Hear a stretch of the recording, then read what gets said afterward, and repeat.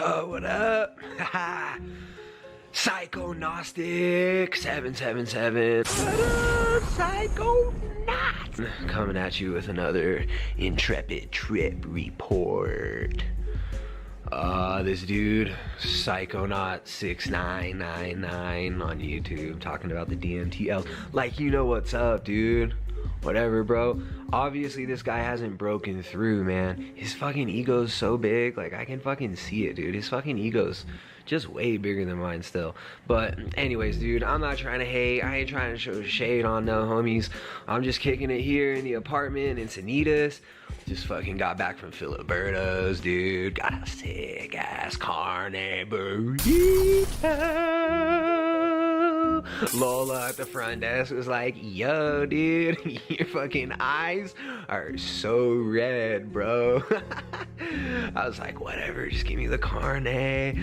So, like, oh man. So, this fucking DMT trip, I just gotta tell you guys about it. I don't even know where to start, dude. Like, I'm still reintegrating into, like, my reality or whatever. Like, my dad called me earlier. I couldn't even answer the phone, dude. It's just like, fuck, man. Like, what the fuck do you want, dude? Yeah, I got your fucking bank transfer, bro. I paid my rent this month. I'll see you again next month, dickwad. So sorry, but like, fuck, man. It's always calling when I'm stoned. I got this fat hit of DMT for free from my bro. My boy Roscoe, he fucking lives over in Felton, but he's like a legit shaman. Like, this dude's legit. Like, he's from Austin, like lived there for like several years. Yeah, so anyways, dude, I'm fucking kicking in the apartment, and like the Chargers game just got over, like pretty fucking ripped, blazed up a fat bowl OG Kush, and I was just chilling, man. My boy Roscoe showed up. Roscoe's legit, dude. Roscoe's got like fucking full-on connects all over, dude. His buddy is a legit shaman, like truly legit. Traces his lineage, full-on apostolic lineage, tracing back to Terrence McKenna. His girlfriend, Chastity, she's fucking banging, dude. Hot ass stripper. Loves coke. She's fucking hot, dude. She used to be in an open relationship with Aubrey Marcus and his cat, and dude, she's got fucking crazy stories, dude. We were just sitting around blazing some dabs and shit. But she was telling me that in like 2014 at Burning Man, she totally banged Elon Musk in a fucking orgy tent, dude. She's not like 100% sure because she was candy flipping, but she's like kind of sure that she banged him, dude. So anyways, like she's not with Aubrey anymore, so I don't know, but like a couple times she did meet Joe Rogan. She actually met Joe Rogan, so like, yeah, whatever, dude. Maybe I could get on the show or whatever if you guys like and subscribe. Maybe like Joe will see or whatever. Like, not trying to you know, whatever, dude. But anyways, this is my trip report time. What up, Psychonauts? Dude, craziest fucking DMT trip, dude. Craziest fucking DMT trip I've ever had, man. So like, me and Roscoe just kicked it or whatever for a little bit, fucking smoked a couple of Parliaments. I had like half a Newport from that morning, smoked that up, little bit of a buzz, and he's like, dude, time to blast off, man. And I was like, I don't know if I'm ready, dude. He's like, yeah, I know you've been listening to that Terrence McKenna, dude. You're good. And I remembered like the night before, I listened to like 4 hours straight of His Holiness Terrence McKenna. So I was fucking set, dude. Loaded up the bong, threw a little pinch with the fairy dust on it, and I took a rip. Huge fucking bong rip, dude. Huge fucking bong rip, dude. Huge fucking bong rip, dude. The fucking hell, dude. I'm trying to hold it in for so long. I let it out. Oh, and I felt my fucking lungs, they like shattered, dude. Like a million little alien pinprick dewdrops from the ether penetrating my every orifice and every single cell in my body. And I disintegrated, dude. I fucking disintegrated. It was like I could see my ego just disappearing, man. Disappearing. And we're listening to fucking Angel of Death by Slayer. And that's like a pretty sick song to trip to, dude. Angel of Death, it's pretty fucking dope. So I'm like hearing the lyrics of this song, Angel of Death. But it's not like the normal Slayer song.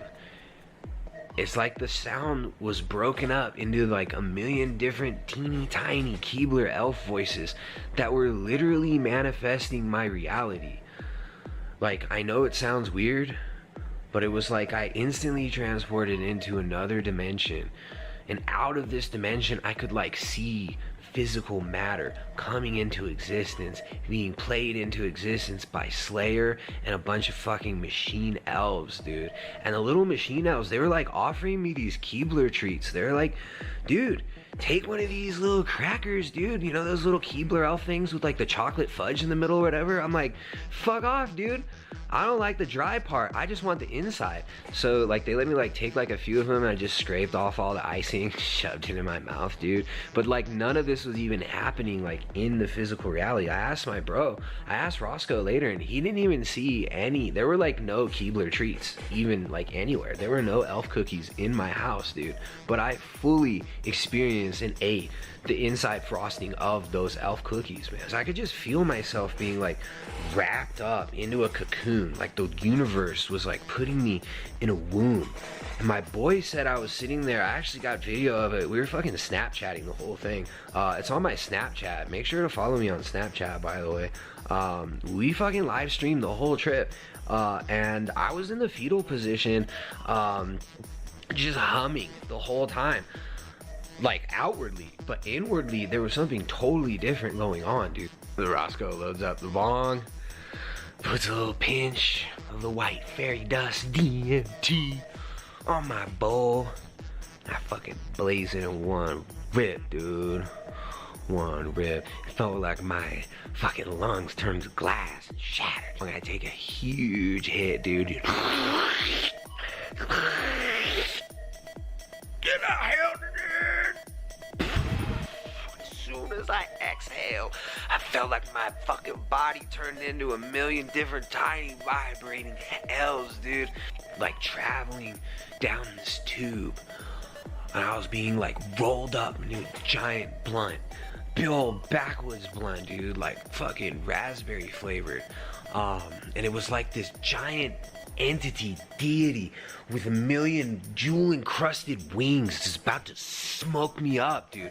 And there's like this giant Thai Buddha, and he's got two on it kettlebells, one in each hand. Kind of overwhelming because it was like this giant entity and I could see it, but I couldn't see it at the same time. And it's holding these two on it kettlebells, and the one is Oprah's face and the other is Elon Musk's face, but Elon Musk's face is upside down and one of the eyes is red, and Oprah's face looks exactly like Oprah's face normally does. It's fucking horrific, dude.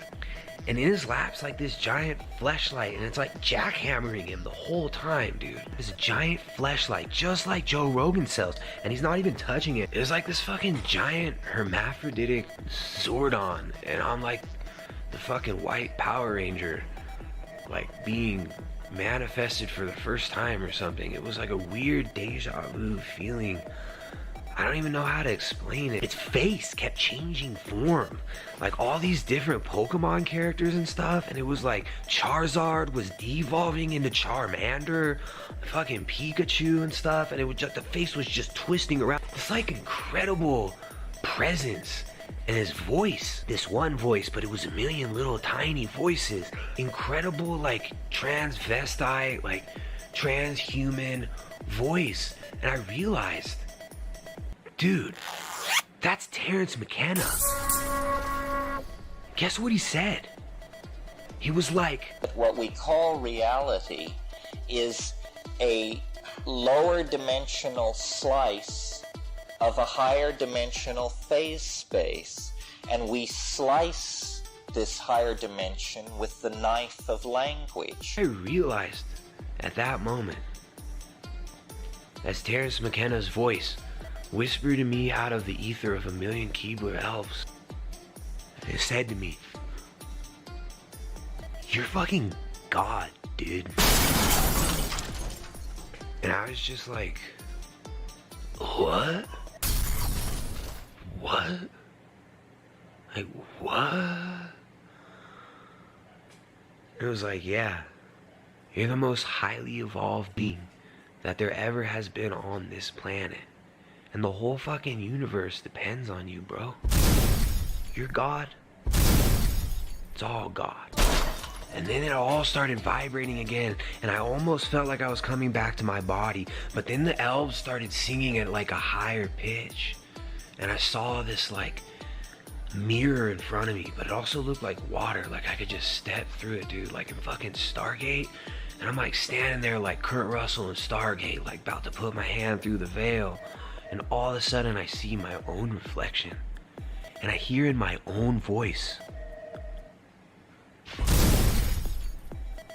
"Dude, you're God, bro."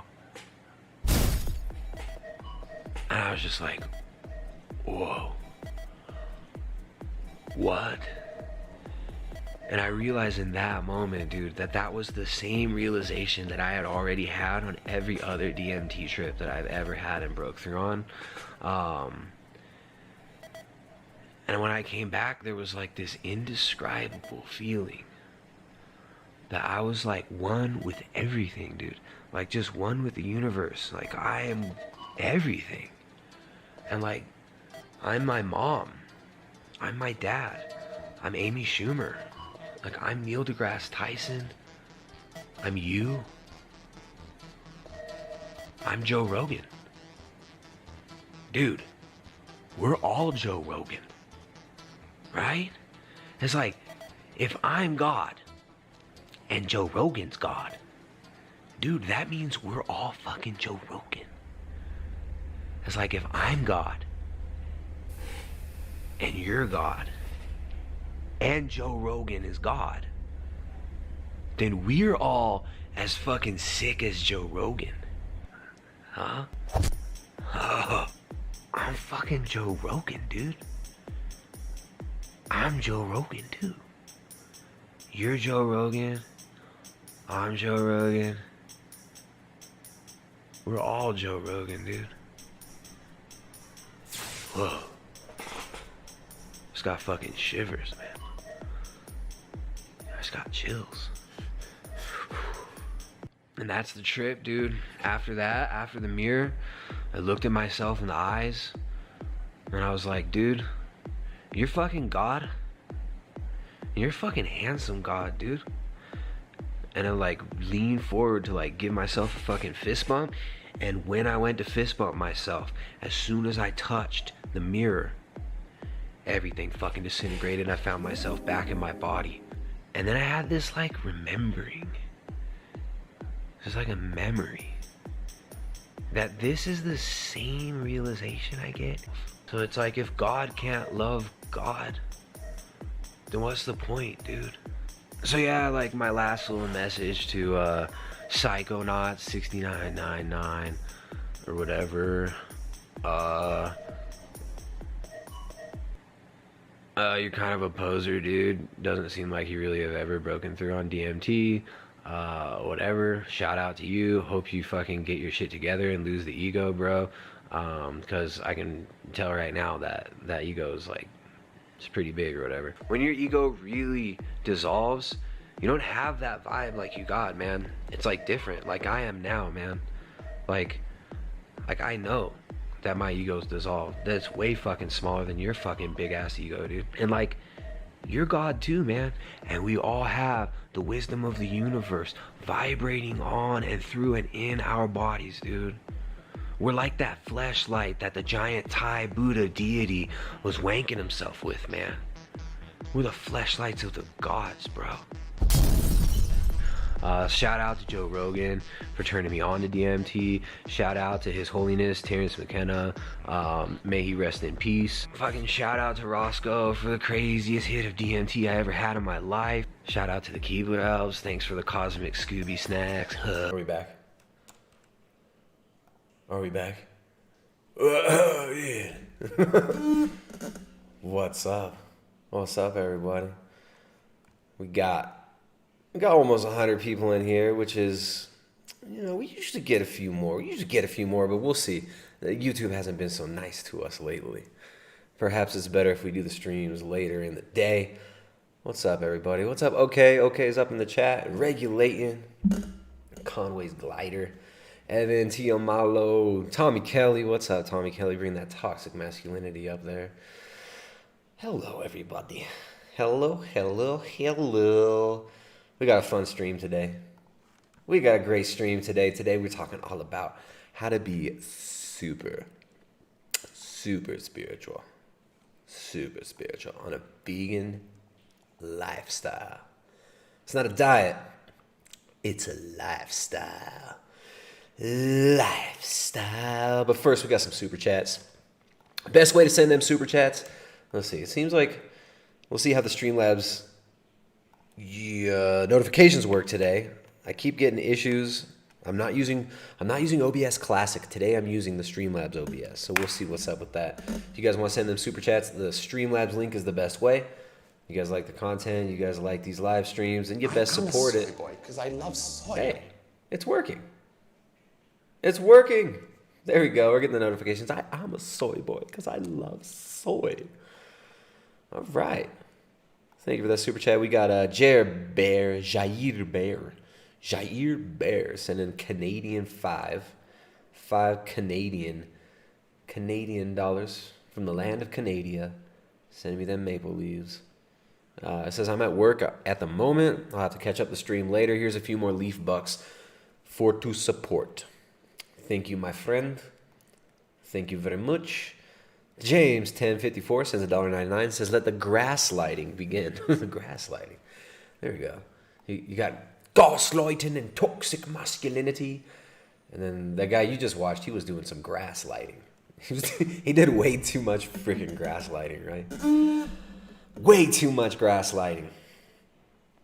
All right. So I am glad to know that the notifications are working from Streamlabs, at least from the YouTube donations. It seems like, let me see. Does this work? All right, Gurtej sends $5 via the Streamlabs donation. Sends $5. Says holla at Lil AIDS. Lil AIDS, what's up? What's up? Lil AIDS. If you guys don't know Lil AIDS, that's my rapper name.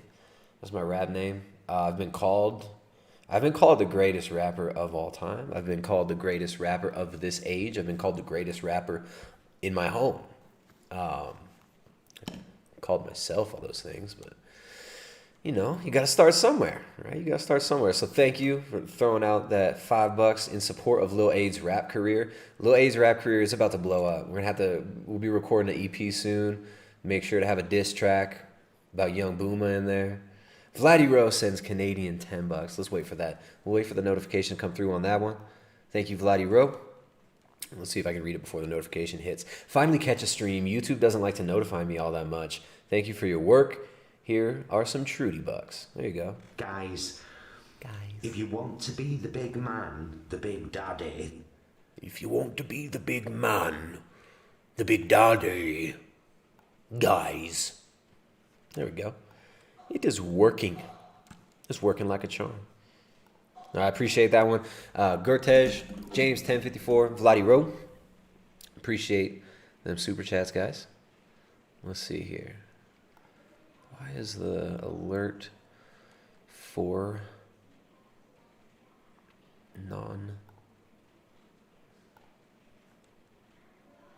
Let me just change the setting here in the back end to see if this can fix my alerts.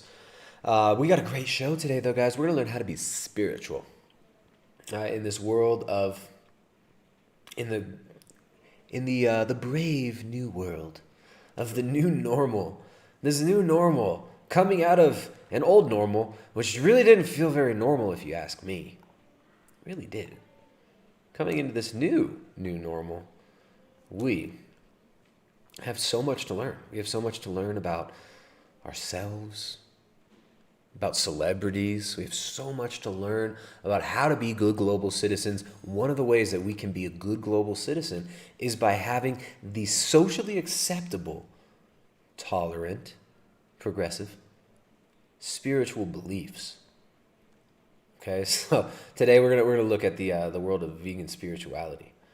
Now, this is a world that is ripe with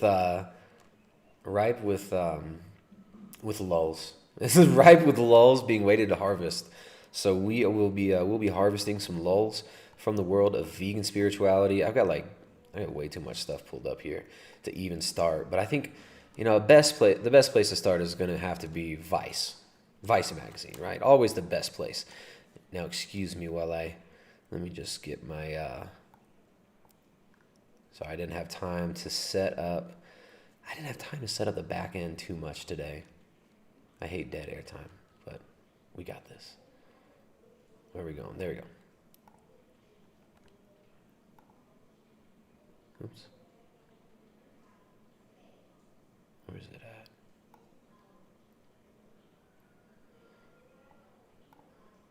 Okay. Okie dokie. We've got the greatest journalist of all time, Vice magazine. Vice magazine teaching us how to be good global citizens for like 10 years now, right? Like 10 years. They're teaching you how to take drugs, teaching you how to take drugs and have promiscuous sex with multiple partners, teaching you how to have promiscuous sex, then take drugs, teaching you how to take drugs and then take other drugs after you take those drugs. So, I mean, Vice is just, they're at the cutting edge, the bleeding edge of our generation's cultural proclivities. Right? Vice just knows they got their ear to the ground. Vice they're out there doing hard-hitting journalism every single day. Every single day. And we appreciate the work that you do over at Vice magazine. I got another super chat. There we go. Tommy Kelly. What's up, Tommy Kelly? Tommy Kelly. My dreams, my childhood. Uh-oh. Tommy Kelly had his dreams and childhood stolen. Tommy sends $1.99 in pounds, says, I'm God, you are God. We can all be gods, bro. I'm God, you're God. Joe Rogan's God, dude. We can all be Terrence McKenna, man. We can all be Terrence McKenna. So let's learn about, we've got this video from Vice, Pride, Psychedelics, and Refugee Raves in Amsterdam. World without planes. World without planes.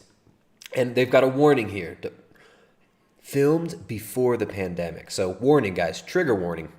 There are behaviors that you're going to see in this video. And I haven't even watched this video yet. But I know it's good, right? Pride, psychedelics, refugee raves in Amsterdam. This has everything we need, right? Refugees, heroes, right? Pride, heroes, virtue, right? Pride is a virtue in the new spiritual world that we live in, right? They make virtue out of vice, and they turn what is good into evil. So, of course, pride is looked at as something great. If we all just have pride, we can go to the pride parade, and we should all have so much pride. So much pride. But filmed before the pandemic. Remember, it's filmed before the pandemic. You're going to see things in this that are going to be offensive, right? You might see people that are gathering together, right? People, multiple people, together less than 6 feet apart. You might see people that are not wearing a face diaper, that are not wearing their oxygen deprivation muzzles. You may see people touching each other even. You might even see them touching each other. Okay, now, I'm warning you. I'm warning you. We're back.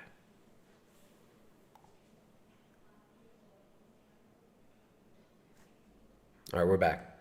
So you're probably going to see people touching each other. You may see people hugging each other. You may see heterosexual people interacting with each other in a way that's completely inappropriate in the post-COVID era, right? In the post-CV-19 world, novel coronavirus. It's super novel. In the post-novel CV-19, COVID-19 world, a lot of these behaviors are no longer acceptable. Maybe we'll stop and warn you guys when those things do happen. But anyways, let's learn about true spirituality here from Vice. Welcome to the world without planes. Before the pandemic, we made a sustainable guide to traveling Europe and found out it's funner without them anyway.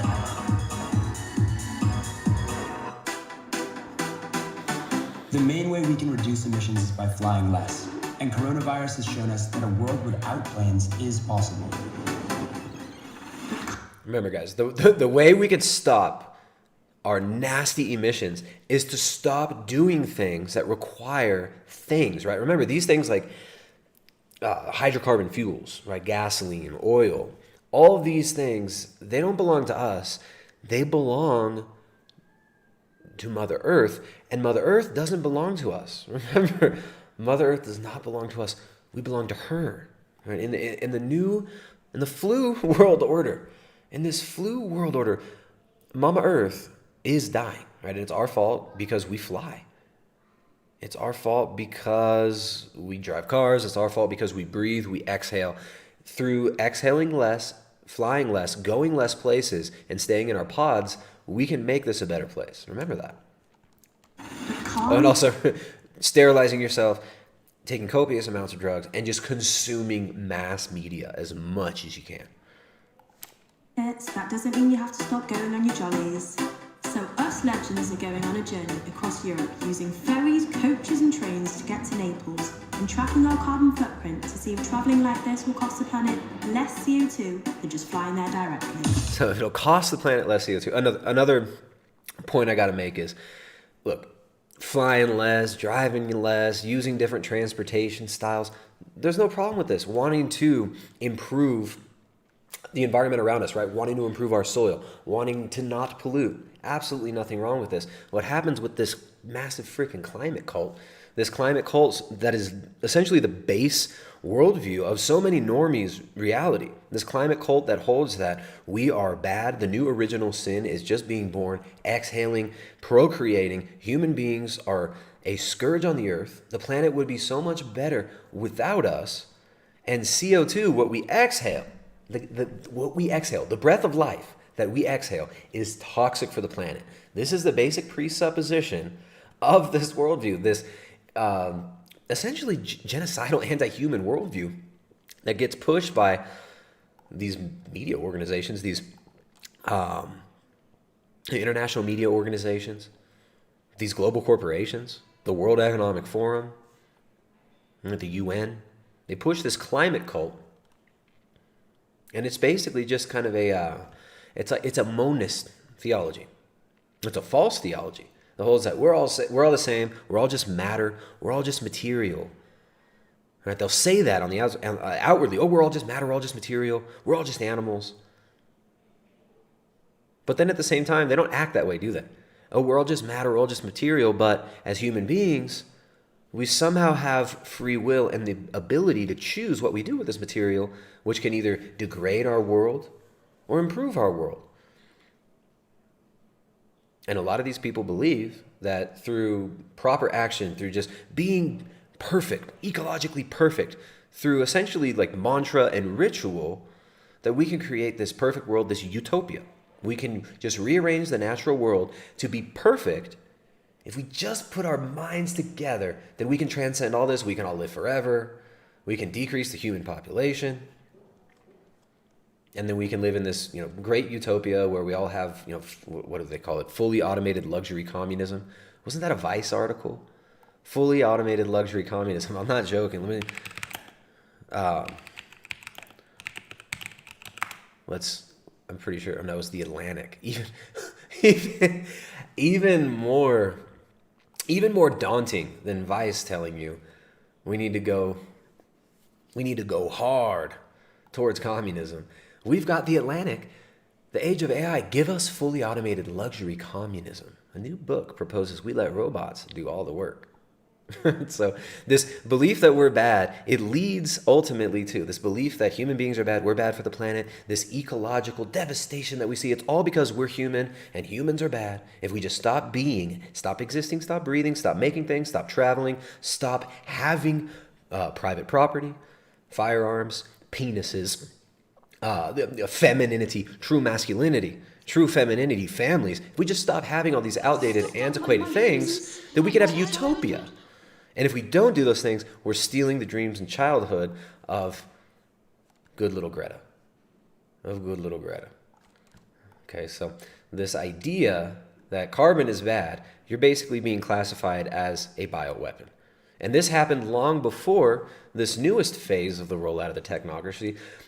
Our breath, our very breath, we were told that we should be taxed on it. Our carbon is bad, CO2 is bad, we're destroying the planet. And now what's happening? With this newest crisis, it's the same thing. Except it's taken it a step further. You're so bad, you're so terrible, if you just breathe on other people, you could hurt those other people and kill them. And the same people who are telling us we needed to populate are saying, oh no, we're going to save all the people, we're going to save all the old people by locking you all up in your homes and forcing fully automated luxury communism. Oh, how lovely. Oh, how lovely. All right, I got some super chats here to read. Tommy Kelly, thanks for that one, man. Appreciate that one. Good to see you there, Tommy Kelly. Make sure to check out Tommy Kelly's channel. He's got a channel on the YouTube as well. Here we go. Got another super chat from Zyklon Be Still and No God. Says, any opinion on the term God being an inversion or and referring to Gadriel or the deceiver? Okay, well you're talking about Gnosticism, right?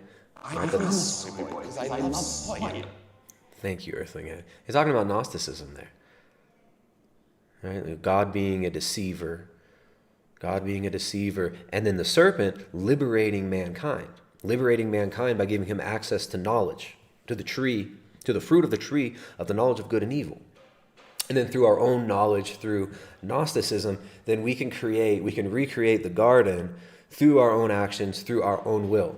And so this is an inversion, and we believe that Gnosticism is totally false.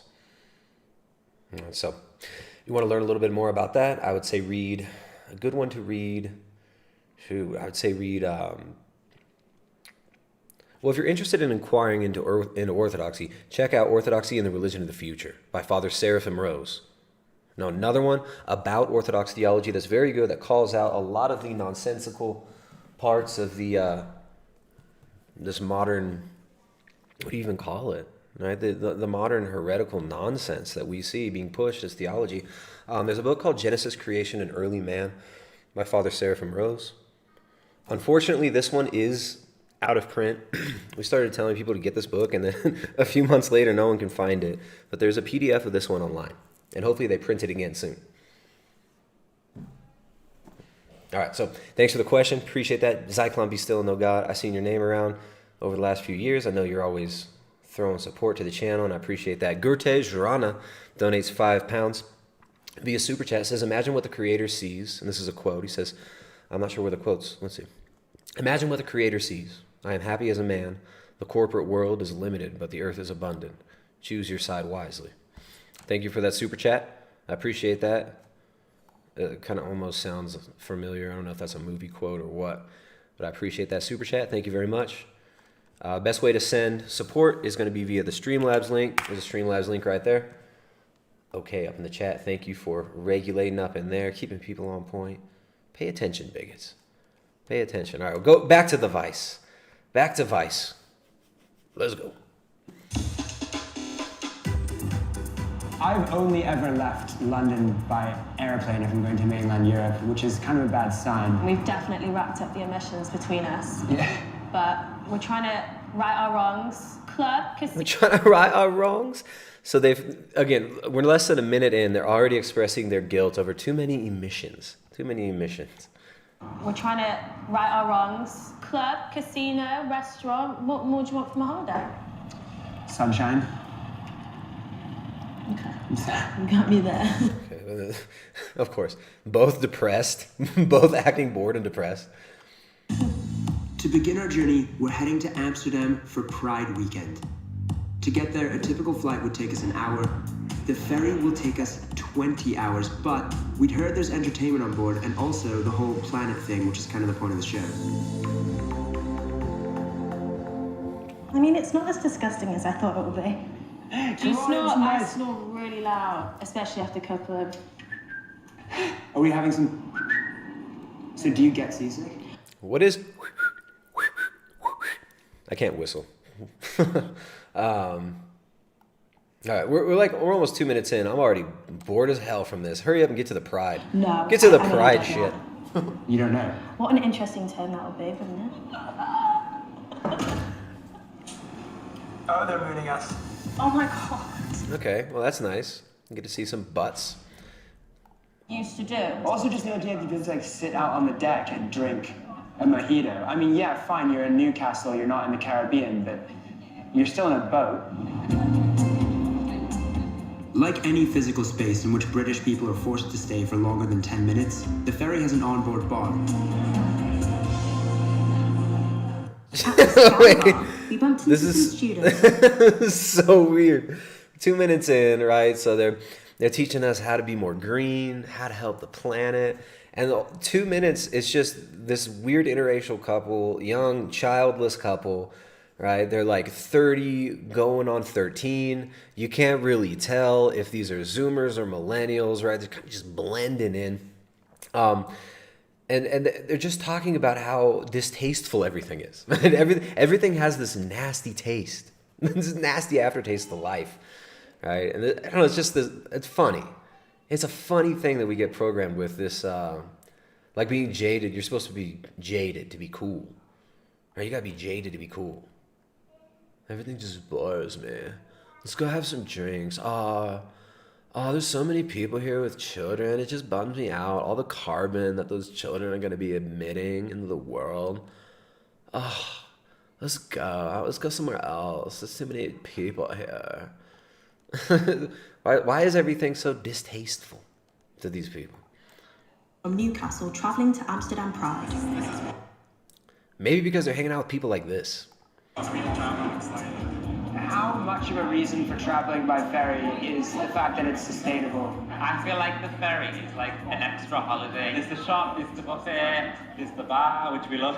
We do love the bar. You feel a little bit less guilty to be honest, but also like it's much more fun, I think, even if you do get a bit seasick while travel. Definitely seasick. So rude right now.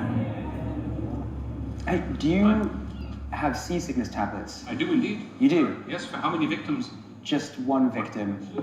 Does it take 15 minutes to kick in? Yeah. Psych, it was ecstasy. What? I feel better. Did it work? Oh, that's so much better. What? Sam. Sam. Sam. Do shots with us. Come to the fucking club. You had to get easier.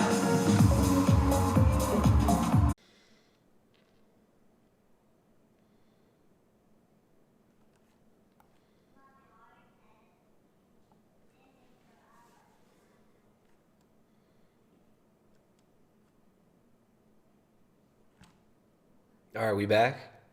All right, now you're back. I had to...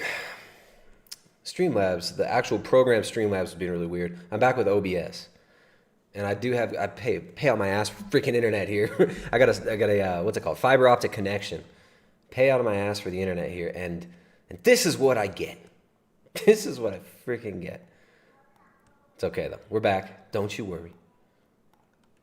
Don't you worry. Oh, don't you worry. We're back. Let's wait for people to jump back in. There we go. We're back up. I tried to restart the stream, and what happened was I said, like, reconnect a stream in the Streamlabs program, and then it tried to start a new stream. It tried to start a whole new stream, which I have to go.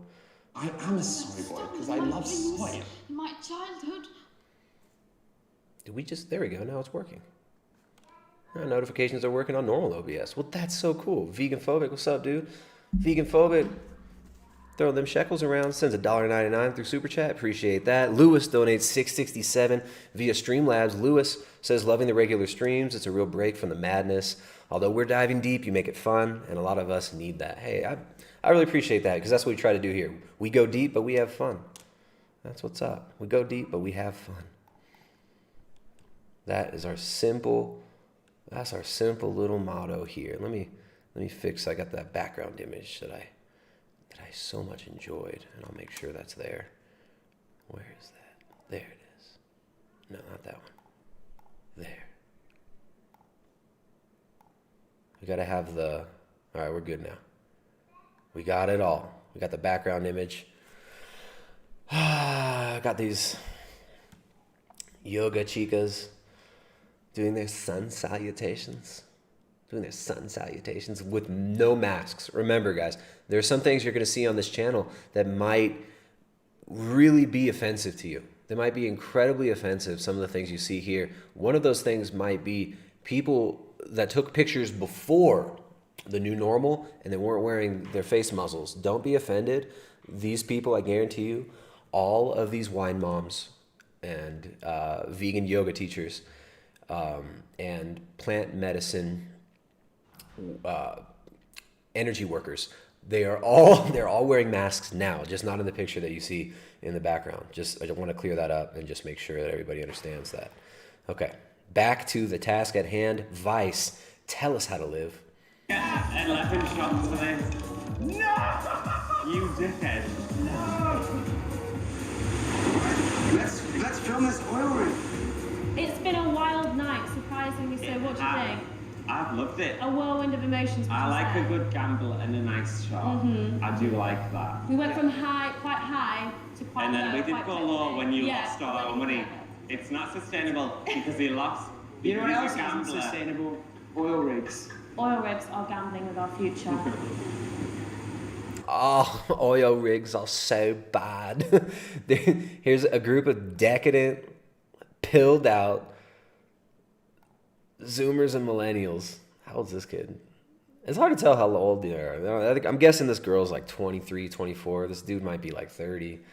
The guy on the right with his zebra shirt and his pink eyeliner or eyeshadow, or whatever you call that, and those savage, beautifully trimmed eyebrows.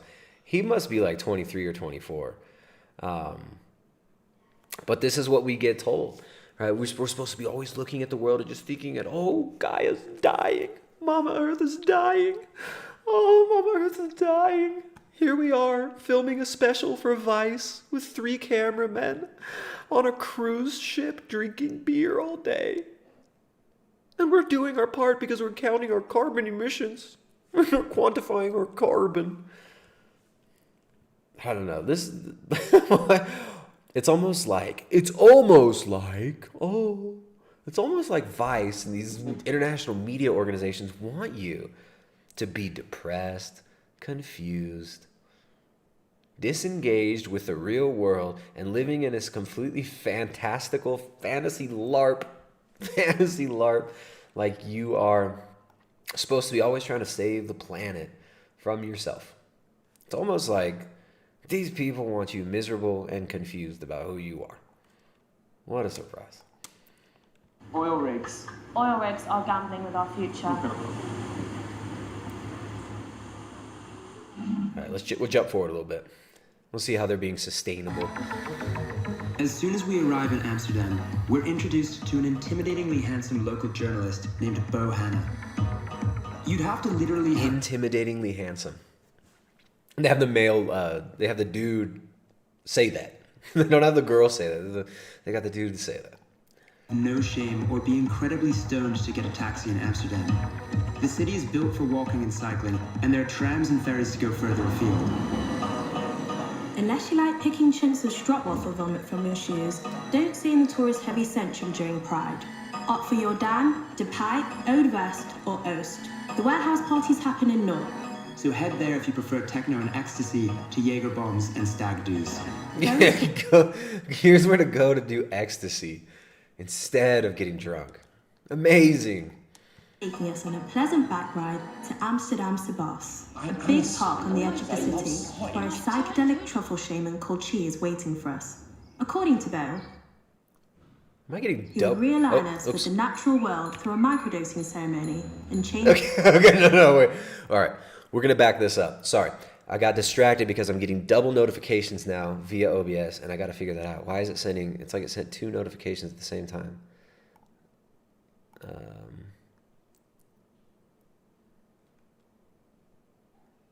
All right, I'm going to come over here and I'm going to adjust this. As I babble to you guys, we got some more super chats. Thank you guys for the support, by the way. We really appreciate it. There's been a lot of support via super chats lately. This is how we keep the streams alive. This is how we keep the channel alive. Because we are not having much leverage with YouTube lately as far as the algorithm goes. You know how it is. You know how it is. They don't like to help our channel out. They don't like to send you guys notifications either. They don't like to send you notifications. They don't like to send notifications to the people who want notifications, and they've been unsubscribing a lot of people from the channel. Let me just make sure we've got all these set correctly. There we go. I think I figured the problem out. Save. Okay, Streamlabs adjusted. Now let's see if it works better. So yeah, thank you guys for the super chats. I appreciate that. We got a super chat from James1054. Sends $5 via the Streamlabs. Says, just want to say thanks. I live in soybean land, and it's awesome to hear people speak up against all the craziness these days. Where? Soybean land? I mean, that could be various places, right? There's Brazil, huge soybean production in Brazil. Chile and Argentina, lots of GMO soy there. But maybe you're talking about like Iowa. What you talking about, Iowa? Go ahead, type your name and address, full name, full address, social security number, into the chat there. I'm wondering where you're at. Thanks, James1054. Appreciate that. We got Dr. Gregor's Treadmill Tech with the greatest username of the day. Sent an 808. Says, smoked some Joe Rogan toenail and snorted some Terrence McKenna skin flakes. So this party content feels good, dude. Hence the 808. That's what's up. That's what's up, man. Thank you very much. Appreciate that. All right, guys. Oh, let's see. Gortej Rana sends another super chat, and that's in pounds. Them 20 pounds. Says, hello, brother. Do not worry about the buffering. Do you know there is a legal web... Blah, blah, blah, blah, blah, blah. Let me just start over. Let me just back that up and land that evenly. Hello, brother. Do not worry about the buffering. Do you know there is a legal remedy against wearing masks and taking the V words? Search the term mandatory from Black's Law Dictionary and what estoppel by acquiescence is. What is estoppel? Did you spell that wrong? Estoppel by acquiescence. All right, so that's Black's Law Dictionary and estoppel by acquiescence. Now, this is going to depend on which country you're in as well, right? It's going to depend what country you're in. All right, so cool. There we go. Declare, look at that. I'm seeing some comments in the chat that are just lighting up my mind, lighting up my heart, and I appreciate that one. Declare says, our family has benefited massively from Tristan and Jessica's work. Very grateful to you guys. Thanks. And we're grateful for you as well. Like, we wouldn't be here if you guys weren't watching. We wouldn't be here. We couldn't be of use to you if you guys didn't support us by hitting the thumb up, sharing it, and supporting the work we do here by either super chats or becoming a member at primaledgehealth.com or especially via the Streamlabs donation link. So I really appreciate the encouragement. It is, it's important. We got to get some encouragement every once in a while. We need some encouragement every once in a while because it's very easy to get discouraged. So yeah, we're not here to bitch and complain. We're here to have some laughs. We're here to point out the truth. And we're here to promote good values. We're here to promote the truth. So I appreciate that. And yeah, keep eating meat and making families. James1054 sends $1.99, says Arkansas, formerly known as Catfish Land. There you go, Arkansas. Good old Arkansas. Good old Bill Clinton's Arkansas. How close are you to Mena? Mena, Arkansas. Tyson's also an Arkansas company. Tyson, who was also implicated in trafficking with, right, the trafficking of illegal drugs. Tyson Foods was accused and implicated in these massive schemes, sending all these illegal drugs all over the country that then they lock people up, right? Especially minorities. Everybody's out there freaking out about equality and whatnot. But these same people that are telling you they're going to make the world equal, Guys, they bring the drugs if in. you want to be the big man, They bring the them big in. daddy, If you want to be the big man, the big daddy. So yeah, that's it. There you go. Arkansas is Rockefeller territory. That's a Rockefeller's town. Jay Dyer up in the chat. Lil AIDS. Calling out Lil AIDS, making fun of... you just... Come back, internet. Internet's back. See, and I'm not... This is the thing. I'm not on some shitty, Wi-Fi. I'm not on some shitty Wi-Fi. This is fiber optic internet. Okay? And what's funny is other people, neighbors, don't seem to have the same issues that I have. Yeah. Well, we'll see what happens. I don't know. Maybe it'll get better. I can actually message my internet provider and tell him I don't have any issues.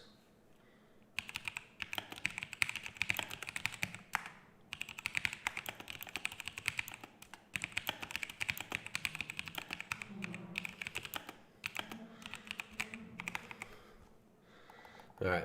Hopefully we stop buffering there, but it is what it is. All right, guys. Make sure to hit the like. Make sure to share. Make sure to share it. Like it. Share it. Like it. Share it. Like it. Share it. Someone asked, is Wi-Fi dangerous? Absolutely. Radio frequencies have very, very profound effects. Have profound effects on cellular respiration, on inflammation, on oxidative stress in the body. Radio frequencies can be very, very damaging. Super damaging. Super damaging. All right, so my stupid internet is getting better now. I don't know if maybe there's something wrong with one of the devices or the little hub that I plug my stuff into. But every once in a while, you get that buffering. And it shouldn't be that way. The neighbors aren't getting it. So I don't know. We'll try to figure it out. Okay, back to the task.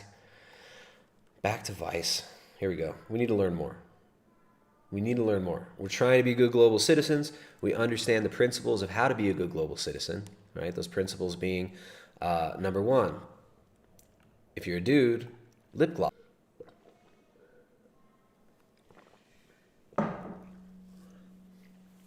Okay. Boomer Fluid. What's up, Boomer Fluid's in the chat. Boomer Fluid. Up in the chat. Okay, back to Vice. Ode West or Ost. The warehouse parties happen in North. So head there if you prefer techno and ecstasy to Jaeger bombs and stag doos. Though Techno and ecstasy versus Jaeger bombs and stag doos. I don't even want to know what stag doos are. But these are your options, guys. Take drugs and listen to shitty, dehumanizing music. Or drink a bunch of liquor and listen to shitty, dehumanizing music. Either way, you're going to be dry humping some really, really gross hippie bodies if you're hanging out with these people in Amsterdam. Either way, it's going to be gross. is taking us on a pleasant back ride to Amsterdam Sebas, a big park on the edge of the city where a psychedelic truffle shaman called Chi is waiting for us. According to Beryl, he would realign us with the natural world through a microdosing ceremony and change our lives forever. It sounds like brainwashing, but Beryl is the best, so we decided to go along with it. It sounds like brainwashing, but this guy is super hot, and we really like his fade on his beard, so we're gonna do it. World through a microdosing ceremony and change our lives. What did they call this guy? What did they call it? What's his name? Chi? According to Beryl, he would realign us with the natural world through a microdosing ceremony and change our lives forever. Okay, well, we'll find out. Like brainwashing. Microdosing ceremony. If you guys don't know, this hard-hitting journalism here, they're referring to when they talk about microdosing, taking small amounts of drugs all the time. Because that's another way that you can realign with the natural world and align your chakras, and become enlightened. So we decided to go along with it. Hello.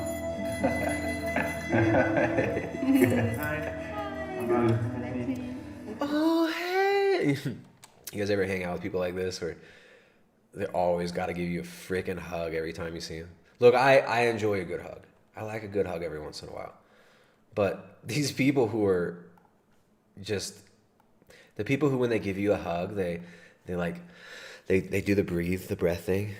Right? I haven't seen you in literally like a week, and they just give you this hug, and they're like, they do that.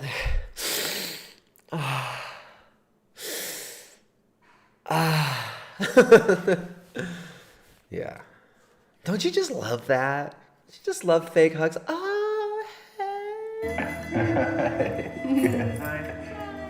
Chi. His name is Chi. Oh, Chi. Nice to meet you. Hey, I'm Chi. I'm about to give you some drugs and blow your mind. Okay, cool. Do you think if everyone... All right, what do we have? We got crystals, right? We got some crystals.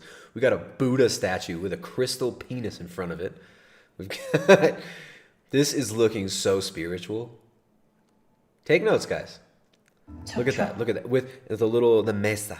The shamans, they have their mesas with their power objects on it. And this shaman has a beautiful array of quartz crystals, some tumbled rose quartz stones that he got from his local New Age bookstore. He's got a Buddha statue, of course, Buddha, because Buddhism, Eastern mysticism, right? This is cool. And it looks like that, like one of those ringing devices, like the ringing bowl. You bring the thing around the rim of the bowl and it goes ring, ring, ring. These are the tools that you need to align yourself with the natural world, right? Some rocks, maybe a candle, a Buddha statue, and a bunch of hippies. Everyone took truffles or psychedelics, that they'd be more considerate about the planet? The truffles and the mushrooms can really open up our senses to where we can feel the pain of others. And then we start... That music that you hear, that's the music. This music is... To where we can feel the pain of others. And then we start... Feel the pain of others. The music you hear, that's actually Chi's... The shaman's name is Chi. That's actually the sound that he just emanates from him. The camera. It's amazing that the camera is able to capture that. Right? You just have Peruvian pan flute constantly playing.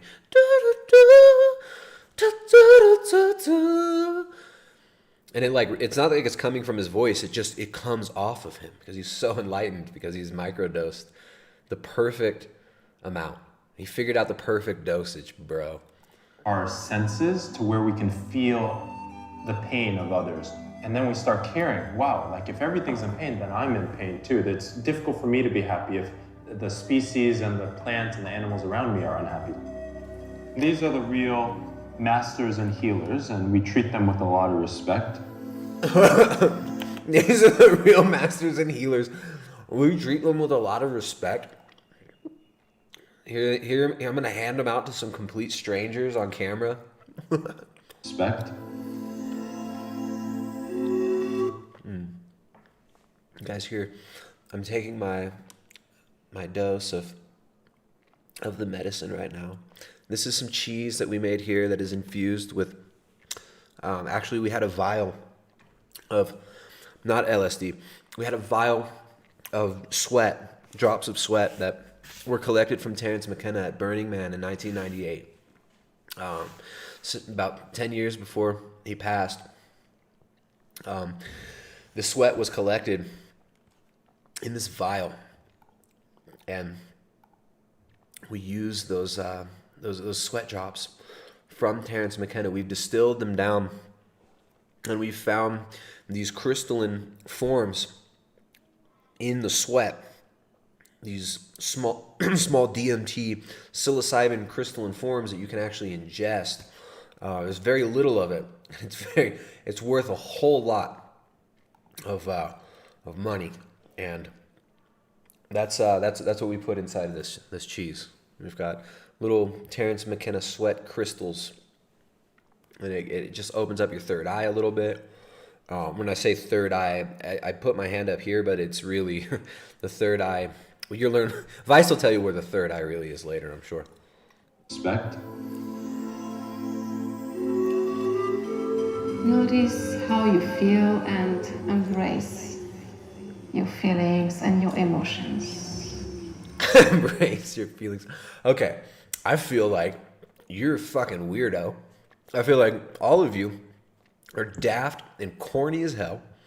I feel like your ignorance, your weaponized ignorance, is one of the main overarching problems in the world, and one of the reasons why I'm quite concerned about the world that my children are going to have to grow up in. I'm also slightly frustrated and annoyed with you guys because of the way you speak and because of how fake you are. So yeah, that's how I feel right now, and I'm embracing it. So I'm sorry if I'm ruining your buzz, guys, but that's how I feel. Chi. We are entering the intelligence of the mushroom kingdom, the fungi kingdom, and the truffle world. The truffle world. We're all going to the truffle world. Join us as we journey into the truffle world. Breathe, relax, surrender, and trust the medicine. No. Who wants to No. see No. four No. leafed No. What? She's done it. How did you do that? Honestly, I am the best person I've ever met. I don't say that lightly. I think we should take off our socks because then we connect to the earth with our feet, right? Yeah, we know, dude. We know you want everyone to take off their socks. And we know what you want after that too. Okay, this is so this is how we do it, guys, right? You take the drugs and then you stare at minute details around you. You need navel gaze. Right? Step 1, get high. Step 2, navel gaze. Step 3, heal planet. Do you understand? How did you do that? Honestly, I am the best person I've ever met. So humbling. This is just a humbling experience. And I realize in this humbling experience that I'm the most amazing person that I know. I realize that I'm really the most spiritual. And that everyone else around me is just kind of holding me back. And if I could just help them all to climb up the ladder of evolution and be more like me and take the medicine, then the world will be better. I don't say that lightly. I think we should take off our socks because then we connect to the earth with our feet, right? It's all small. Let's have more. Never underestimate. I feel like everything is like much more beautiful. Like when we were closing our eyes, every noise felt like it was an arranged noise. Like the bird was making a noise, then the child was laughing, the bird was making a noise again. It was kind of like it was almost like it almost seemed like there was like meaning behind sounds. Oh, it was just so amazing. It was almost like there's like meaning behind things, and it's like I heard the sounds, and it was like one sound would happen. And then after that, another sound would happen.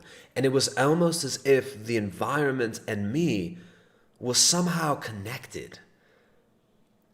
Oh, it's just so profound. Oh. an orchestral arrangement. The sound of the planes would just ruin it. It was just like, nah, get out of my orchestra. You see that? No, really, like look. Oh, they glisten.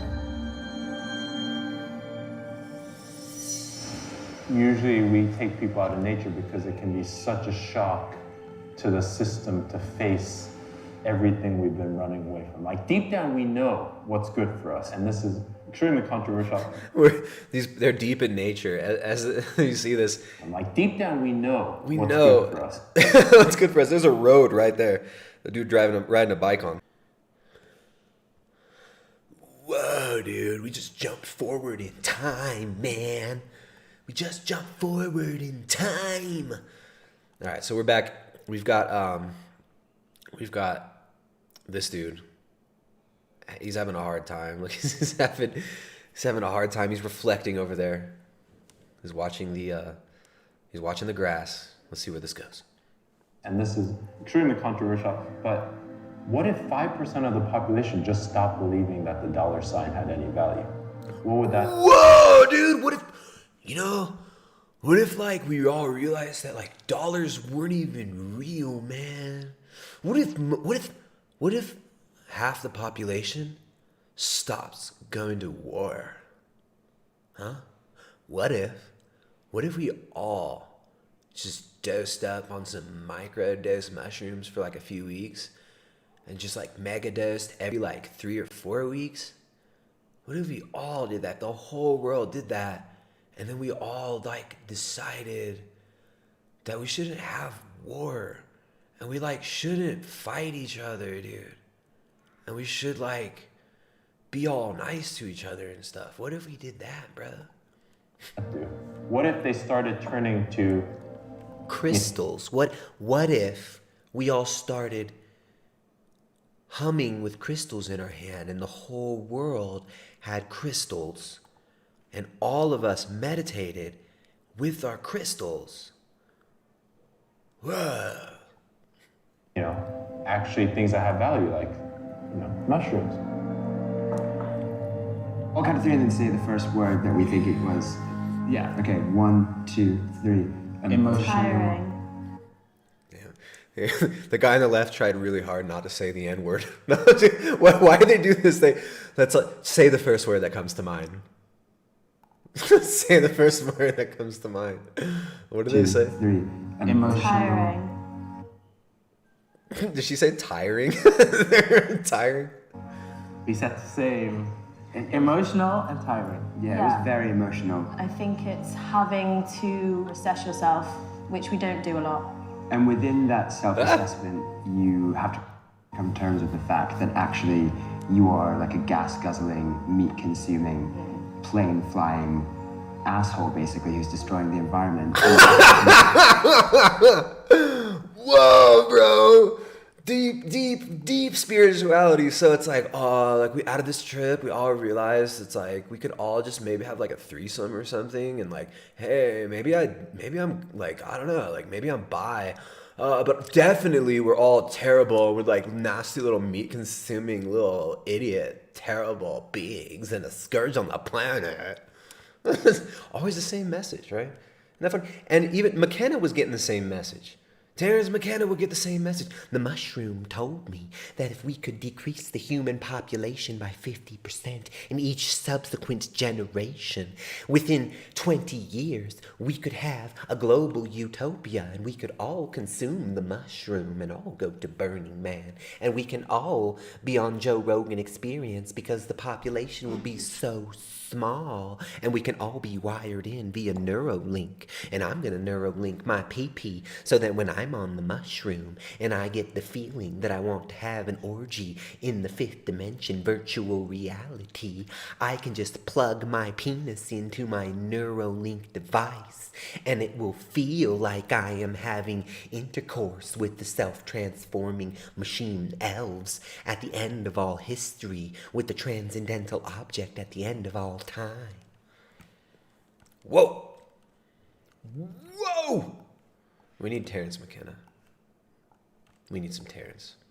Here we go. Agatized and glittering seem to pour by me like living superfluids inhabiting dream regions of terrible pressure and I love it. There's something about this clip that just makes me laugh so hard every time. I don't know what it is. Here's the king of psychedelic spirituality, Terrence McKenna. Terrence McKenna died childless, stopped taking psychedelics before the 1990s when he was touring around telling everybody at these raves to take what he called heroic doses of mushrooms. When he's telling people to take 5 grams in silent darkness, he wasn't even tripping on mushrooms because he had fractured his psyche to such a degree he was afraid to take mushrooms anymore. He was telling everyone else to take drugs, but he wasn't taking the drugs. Isn't that funny? Isn't that funny? Just like Manson used to do. Just like all these guru cult leaders do. They get their group together. They get their group. They start dosing up everybody on acid. Start dosing everybody up on drugs and acid. And telling them that, oh, I'm taking it with you. And then just taking little teeny tiny bits. They're not taking any at all themselves. And then manipulating the consciousness of those around them. Now, I'm not saying that McKenna is as outwardly devious as Manson was in those ways. But it's funny, all these, there you go, okay, call this as con men. Exactly, all these con men who were pushing the psychedelic movement, most of them stopped tripping. They saw the negative consequences that this had on many people, but they also saw this as a tool that could be used for social engineering. This is what happens when you start to get super deep into this stuff. You start wanting to give it to everybody. For humanity, it seemed that out of the long night of cosmic time, the novelty of novelties, the moment of contact between minds on utterly different planes was beginning. We were among the first to achieve contact with this other species. It was the real thing. We had come to the equatorial jungle to explore the dimensions glimpsed in tryptamine ecstasy, and there in the darkness of the heart of the Amazon, we had been found and touched by this bizarre and ancient life form that was now awakening to the global potential of a symbiotic relationship with technical humanity. All night technical humanity. long, strange vistas and insights poured through me. I saw gigantic machineries and worlds of vegetable and mechanical forms on scales inconceivably vast. Time, agatized and glittering, seemed to pour by me like living superfluids in Time, agatized and glittering, poured by me like electrified boomer fluids flowing from the cosmic yoni of the feminist movement. I felt the feminist movement wash over me and infect my worldview. We must stop the patriarchy. The mushroom whispered into my ear, Terence McKenna, you are a god. Please, tell the children to cut off their pee-pees and stop breeding so that we can all be God, Terence. In dream regions of terrible pressure and super cold. And I saw the plan, the mighty plan. At last, it was an ecstasy, an ecstasis that lasted hours and placed the seal of completion on all of my previous life. At the end, I felt reborn. I felt reborn. I was reborn as just as gay as a dork as I was before. Except now I believe that I was the savior of all humanity. And within that self-assessment, you have to come to terms with the fact that actually you are like a gas-guzzling, meat-consuming, plane-flying asshole, basically, who's destroying the environment. And that made me feel very guilty. Choosing a setting like this to microdose makes you realise how important spaces like this are. I'm ready to start a cult around cheap microdosing. Let's start a cult. Let's do it. It's cult time. We microdose one time. Let's start a cult. Returning to reality with open eyes, conscious hearts, and throbbing chakras. Throbbing chakras. My chakras are throbbing. Returning to consciousness with an open heart, with a third eye that has been expanded and dilated by the 11th finger of the gods. We need some guilt-free food to fuel us for the prize celebrations ahead. All right, here we go. Guilt-free food. Who's gonna guess what the guilt-free food is? Hearts and throbbing chakras. We now need some guilt-free food to fuel us for the prize celebrations ahead. We heard about a sustainable restaurant called Yerba, where everything is totally vegan, but they also offer an ethical meat edition for people who can't stomach the thought of not extinguishing a soul every time they feed themselves.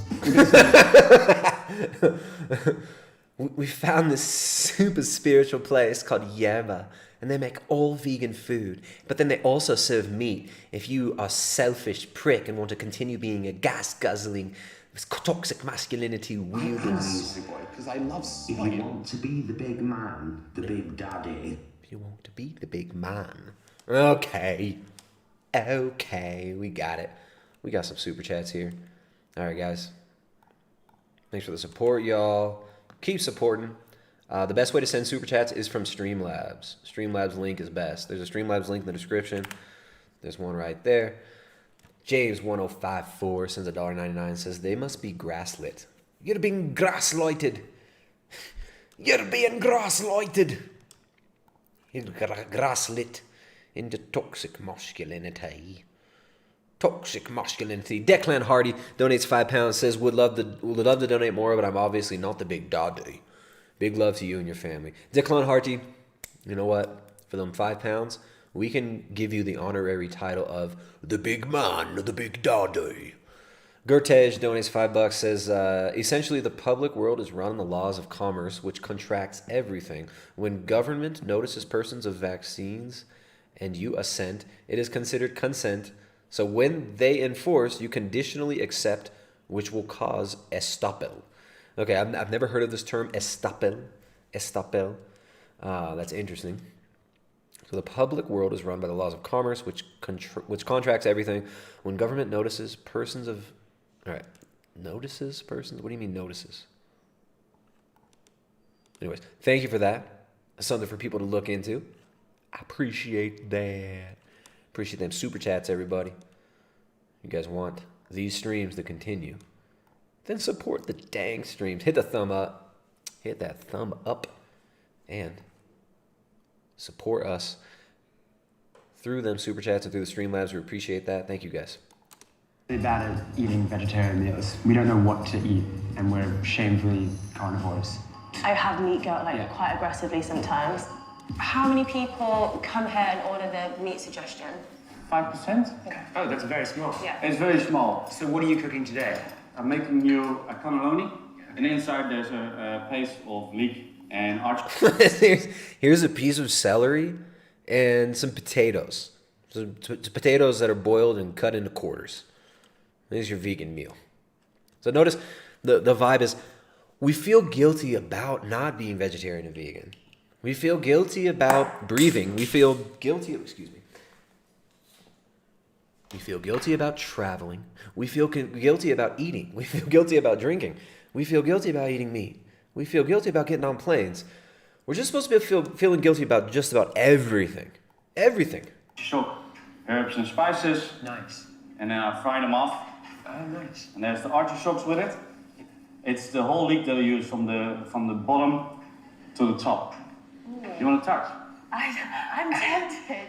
I'm guessing I shouldn't touch it because of the way that you're saying that. It is a stinging nettle. So I make nettle tea to go with the dish. The nettles grow naturally around the whole leek field. Right. If we can use as much as we can for one product, we don't have any waste. Leeks. He's got kale, like broccoli, leeks. That's it. That's it. He's eating nothing but vegetables. This is vegan cheese. Oh. This is... No, it's not. There's no such thing as vegan cheese. All right. I think we're done with this one. I didn't expect to spend so much time on Vice. Let's move on. Move on to Life Expert, Pimp Daddy. And, I mean, just overall inspiration on, what do you even call vegan gains? Richard Burgess. Philosopher King. That was a title that I think he's used to being called. Philosopher King. Ethicist. Vegan ethicist.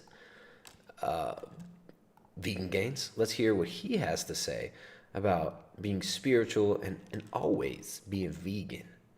I haven't seen this one yet, so I know he does talk about his spiritual beliefs in it, because I was told by somebody. Shout out to Vegan Phobic. I haven't watched this yet, but let's see. Let's see what what Pimp Daddy Vegan Gains with them OnlyFans dollars has to say. All right, on rollerblades, right? Bonus points. Bonus points for being on rollerblades. You know what we're gonna hear is legit when the dude's on rollerblades. Let's see what's up.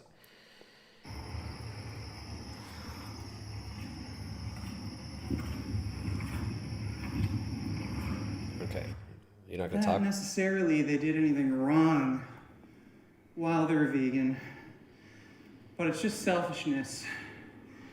And I wanted to talk about that. I suspect that these people, who claim to have gone vegan for ethical reasons, like Maddie, she actually attended pig save vigils. She talked about how eating animal products is morally wrong. She's been involved in activism. And then she started eating fish and eggs, for health reasons, because she claimed she had really bad menstrual pains. So, at the end of the day, it's a selfish reason to do it. I don't know why these people think that their suffering matters more than an animal's suffering. And I suspect that all of these people were brought up a certain way. There was a guy in my Discord a while back. All these people were brought up in a certain way. So I can't wait to hear Vegan Gain's parenting advice. So if you don't want to be a vegan, if your health is failing on a vegan diet, like all these people who were having, they said, oh, she had kind of a bad period or something. All these people, these women who lost their fertility, these children who lost their teeth, these humans who were suffering from a vegan diet. He says, oh, they're just selfish. They're just selfish. Hi, everyone. I just want to talk about, I just want to go ahead and project some of my bullshit thoughts on other people for a minute. And yeah, I'm just going to go ahead and say that all these other people are selfish. This is Vegan Gains. This guy, him and his girlfriend, his wife, who he now whores out on OnlyFans, right? He's turned his wife into a legit hoe. He's hoeing his wife's holes on OnlyFans, slinging pictures of her booty hole. But he just cares about suffering. He just cares about suffering. Him and his wife, who now, who they are selling that ass on OnlyFans, him and his wife said in a video in the past that having children is terrible and that you shouldn't bring children into this world, and that bringing another life into this world is one of the worst things that you could do, and it's incredibly bad for the planet. It's so bad for the people. And he said it's because also children are too expensive. I don't forget what video it was in, but we had some clips of Vegan Gains in a video. It must have been 3 years ago. And that's what they're talking about. Oh, it's so expensive to have children. I'd rather spend that money on myself. I want to be able to play video games and ride motorcycles, he said. But here he is talking about other people are selfish. Other people are selfish. Good job, Richard. Let's hear about how we should raise our children from Vegan Gains. Who talked about how he went vegan and wasn't related to, the conversation that he went vegan, but he was talking about his childhood at one point. And he said he had an amazing childhood. His parents always loved him, supported him, never yelled. And, were always just really nice and loving. And a few months later, that guy became an ex-vegan. And his reasoning for it was because he couldn't build muscle as a vegan. He couldn't look the way he wanted. And I suspect John Venus, Maddie Lindberner, all of these people who've quit veganism, I suspect that they had really nice childhoods as well, where no matter what, their parents loved, cared for them, never harsh or mean to them. So this is the problem. The problem is people have loving parents, and because they have these loving parents, they end up leaving veganism. I mean, you guys get this? This is some hardcore spiritual science going on right here. So remember, parents, don't be so nice to your parents. Don't give them unconditional love. Only give them unconditional love on the condition that they'll be vegan for the animals. And I think that might be one of the root problems. When I was a kid, my parents were super hard on me. When I was a kid, my parents were super hard on me. They wouldn't even let me coom all day long. They decreased. They said that I can. They won't pay for my Pornhub description when I'm 17 years old. My parents were really just terrible to me. They wouldn't buy me new computers all the time, and I didn't even have a PlayStation 2. Aww. I had really tough hockey parents, and my parents came to my hockey games. They made me go to play hockey. Oh. I would only get love and affection, attention. To be the big man, the big daddy. Super Chas. DB sends Canadian $2.99, says, dude sounds like he's about to have a stroke. Yeah. He's got that soy voice. When you want to do a Vegan Gains voice, you kind of just, first of all, you just kind of like a drawl, and a really whiny tone, and it's really nasally. It's really, really nasally.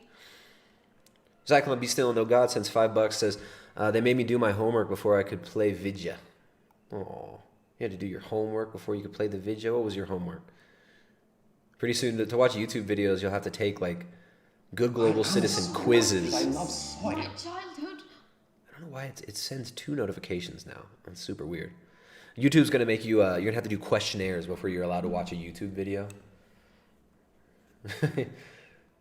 You'll have to, they'll face scan you. And if you're wearing a face diaper, then you can watch the video. It's kind of like the social credits model. Thank you for that super chat. Appreciate that. Let's see. DB donated $5. Says, I give it a few weeks before these hippies go back to eating meat and driving their gas-guzzling vehicles like the rest of us bigots. That's right. That's right. And, you know, they're probably already there. Dr. G's treadmill technician. There we go. Dr. G's treadmill technician. We watched a Dr. Greger video last stream, and he wasn't on a treadmill, and I'm starting to get worried. So I hope maybe you're working. Maybe you're just taking a few minutes off. But maybe you should get to work, man. Dr. G's treadmill technician says, totally unrelatable. You mean unrelated. Totally unrelated. You've mentioned an English TV show from the 70s, also with Jay Dyer, about Secret Service, if I remember correctly. You were surprised the show was produced back then. Can't remember the name, though. All right, so there's a show that Jay and I, shout out to Jay Dyer. Check out Jay Dyer on YouTube. Jay's in the chat. If Jay is in the chat, make sure to click on that channel. Go check out his work. Jay and I think we were talking about Utopia, which is not from the 70s. It was from 2014. There's a show from UK Channel 4 called Utopia. Exactly 90% of those who received it, and it would be random, tied in with like Mad Scientist, MK Ultra. Crazy show. Well done. Good music. Acting's on point. Thick, heavy British accents. Only downside, if you can't stand thick, heavy, if you can't understand a London accent, then yeah. But yeah, check that one out. I think that's the one we're talking about. Thank you very much for the support. Zyklon Be Still and No God, thank you for the support. DB, thank you for the support. Let's go. The sort of positive energy from them when I completed tasks, when I lived up to, their expectations. And that wasn't necessarily right of them to do that.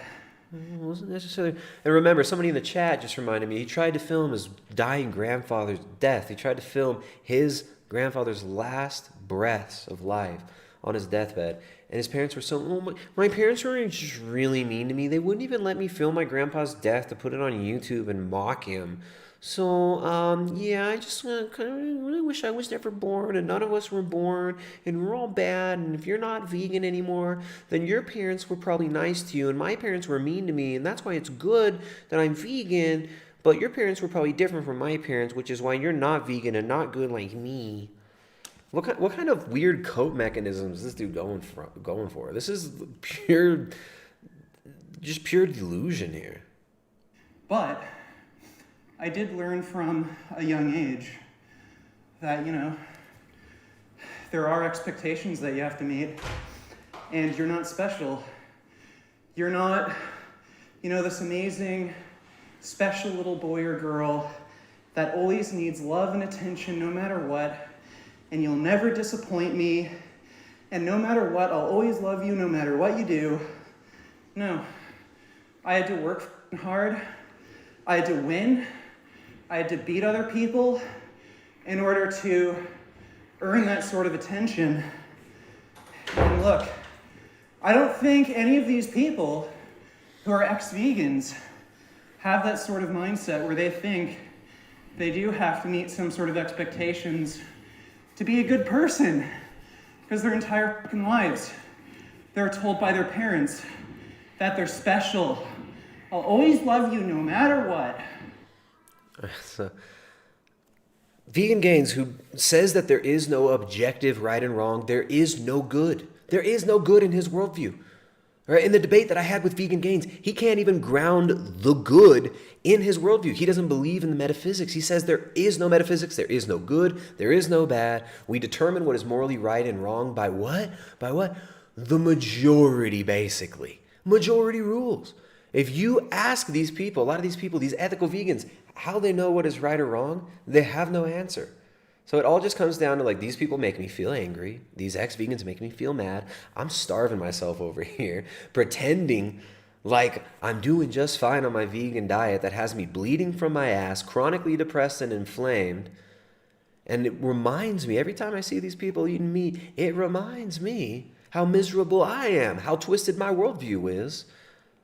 So I'm mad at them. So it must be because their parents weren't as mean as my parents. My parents were mean, and that makes me virtuous.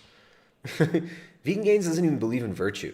All of these are just masturbatory, self-refuting, nonsensical ramblings of a lost soul. It's sad, right? And it's like, I'm not just here to beat up on Richard. I think he's pathetic very often. I think he behaves in a pathetic way. He behaves like a freaking dork. Acts like a dickhead. Whoring his wife out on OnlyFans. Shameless individual. All sorts of rage against God. But, aren't we all made in the image and likeness of God? Don't we all have the potential to be better? Don't we all have the potential to repent? Don't we all have potential to actually do something good? I think we all know this deep inside. This is why even these atheists like Vegan Gains who claim there's no God, there is no right or wrong, there is no morality, none of that exists, they know. They know that they're wrong. They don't even live like that. They can't even live up to their own false ideals about how they claim. And I'm back. So it's like we all know that there is right and wrong. We all know. We all know that there is good and bad. Some of us try and fool ourselves into thinking that that's not so.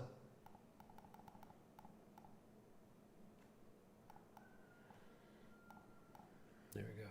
Let's see if this works. A lot of us try to fool ourselves into thinking that that isn't so.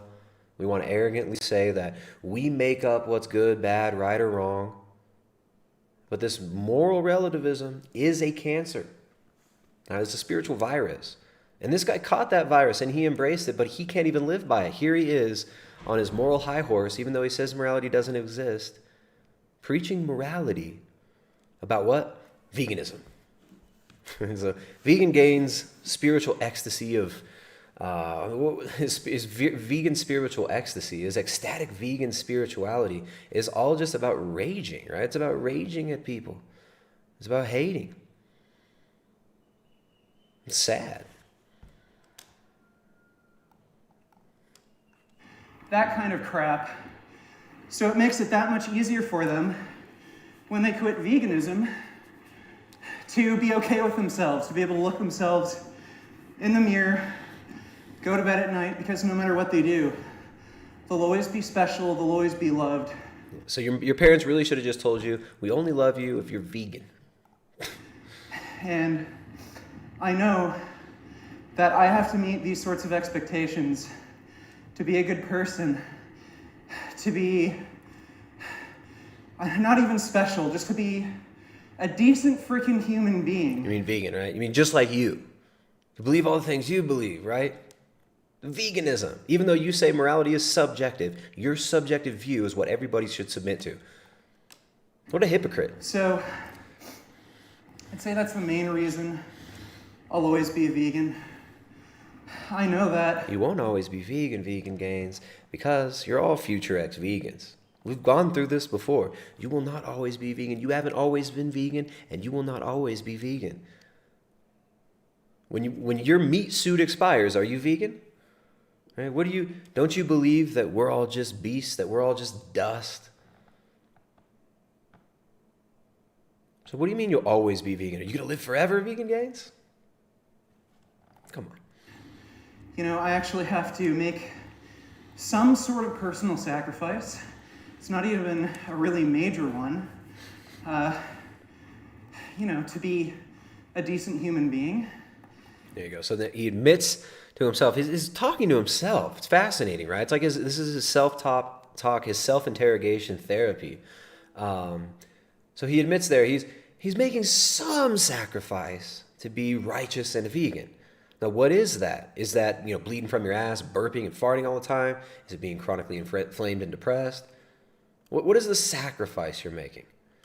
Right? And in Vegan Gain's worldview, again, remember, there is no objective right or wrong. So nothing's better than something else. So he doesn't even believe virtue exists. He doesn't believe right and wrong exists. So what's the problem, Vegan Gains? Major one. To be a decent human being. And on top of that, I had a very trippy out-of-body experience when I was in the hospital one time for an E. coli infection in my knee. I had multiple surgeries on my knee, and I ended up getting an E. coli infection in my knee. I was in severe pain. I was on morphine. I had 2 surgeries back to back. Okay, so he had. Are you kidding me? We're getting into out-of-body experience. He says you're nothing but your body. He doesn't believe that this exists. He doesn't believe that human beings have a soul, that we have something beyond the physical. He says he doesn't believe this. This is his way of debating all the time. He's trying to smash theists, disprove the existence of God and metaphysics constantly. Yet here he is talking about his out-of-body experience. Total hypocrisy, right? It's let's use these arguments pragmatically just to get people pinned down, right? Because the argumentation that these people use, it can work on a lot of normie atheists, right? These normie atheists who have this viewpoint of morality as is subjective. It's very easy in their little weird sparring matches to push them into a corner. And feel guilty and start shaming them, making them feel guilty about all sorts of weird things that they have no reason to feel guilty about. Right? But then these people say, oh, well, guilt shouldn't even exist. We shouldn't have any guilt because there is no morality. Morality is not even real.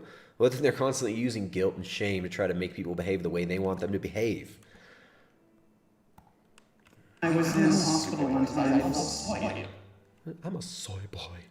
We got super chat. DB sends Canadian $2.99. Would you break down the Bible on meat eating? DB, great question. Here, got a. Let's go.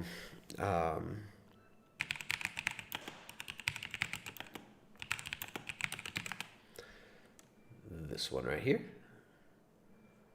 Let me copy this link. This episode is one to listen to. Let me copy this and I'll put it in the chat right now. DB, thanks for the super chat. Check out this episode with Father Deacon Dr. Ananias, aka Norwegian Noose. He's got a great channel. And Jay Dyer, also got a great channel. And myself, Orthodox Christianity versus Veganism. Check this one out. That'll help you. All right. Thank you for the super chat. I appreciate that. Let me come over here. I think we got some Streamlabs. Streamlabs the best way to send super chats because they don't take a cut like YouTube does. Tony Triceps donates €5. Sometimes I believe VG is trolling. He comes to stupid conclusions. Yeah, I agree. But he's not trolling. This is the thing. It's so the way that people are so daft. Like these, we're looking at a couple generations, pretty much every generation that's alive today, so inundated with contradictory philosophy, terrible theology, and all sorts of poisonous beliefs in their mind and their heart and their spirit. So poisoned with that we don't seem real, right? When people are just regurgitating bullshit, they don't even seem like real people. They don't even seem genuine in their assertions. Or people will say stuff and it's just like, it's like, I'm gonna make a statement and I'm gonna enunciate it like it was a question with upspeak, right? We're spiritually castrated in so many ways. Yeah, so I don't think these people are really trolling. People seem like they're trolling. They seem like they're putting on. They seem like characters, right? They seem like caricatures of human beings, but that's just how it feels because they kind of are, right? People just repeat and regurgitate all this shit. You don't feel that that genuineness that you do when you sit down with somebody in real life, when you see these dork influencers making their, pontifications to the camera. It seems daft, it seems fake, because that's what it is. Gertej donated $5, says, right now the media is pushing mandatory vaxes and masks. These are notices from the good global government to bind you into a contract. Maxim that sums this up is called Assentio Mentium. Assentio Mentium. Assentio Mentium. Interesting. Very, very interesting. Gertej, I appreciate that. Thanks, man. I'm gonna have to look more into some of this stuff. If you want to email me, if you got any I don't know, shareable stuff, if you got an article or something you want to point me to, so I can learn a little bit more about what you're trying to impart here, please email me, Tristan at primaledgehealth.com. Tristan at primaledgehealth.com. DeClara just summed up what I was trying to say. This is what you have. This is the result of 60 years of moral relativism. It's not just 60 years, though. That's a lot longer than that. We got to look at the Enlightenment. All right, look what happened in the Enlightenment. All right, let's go back. Vegan gains. Let's get to this. Out-of-body experience, huh? Sort of personal sacrifice. It's not even a really major one. To be a decent human being. And on top of that,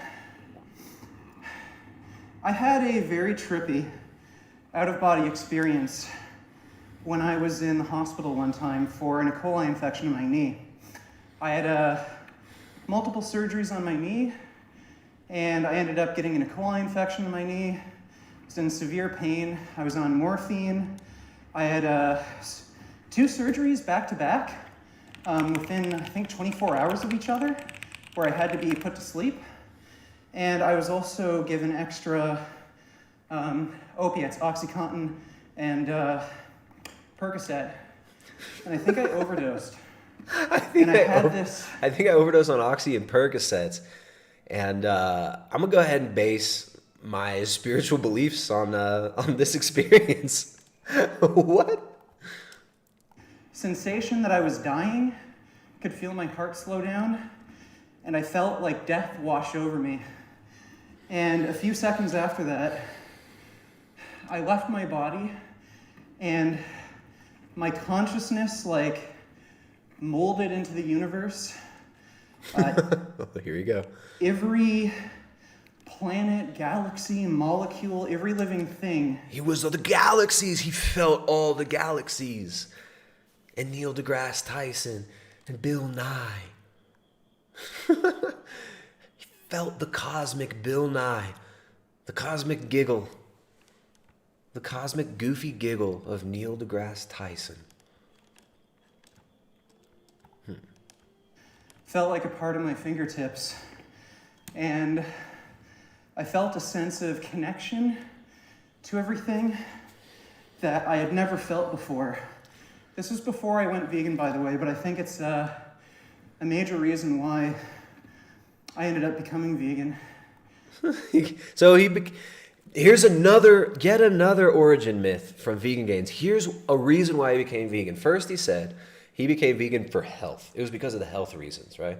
And then he changed his tune and said, veganism is not about health, it's about the animals. I became vegan because I saw a video of cute little Wilbur the pig getting slaughtered. I felt so bad, so sad, made me so sad, so crying, tear come from my eye, and I became vegan.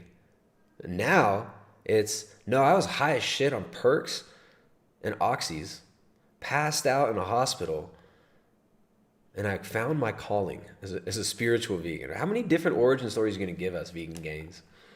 And staying vegan.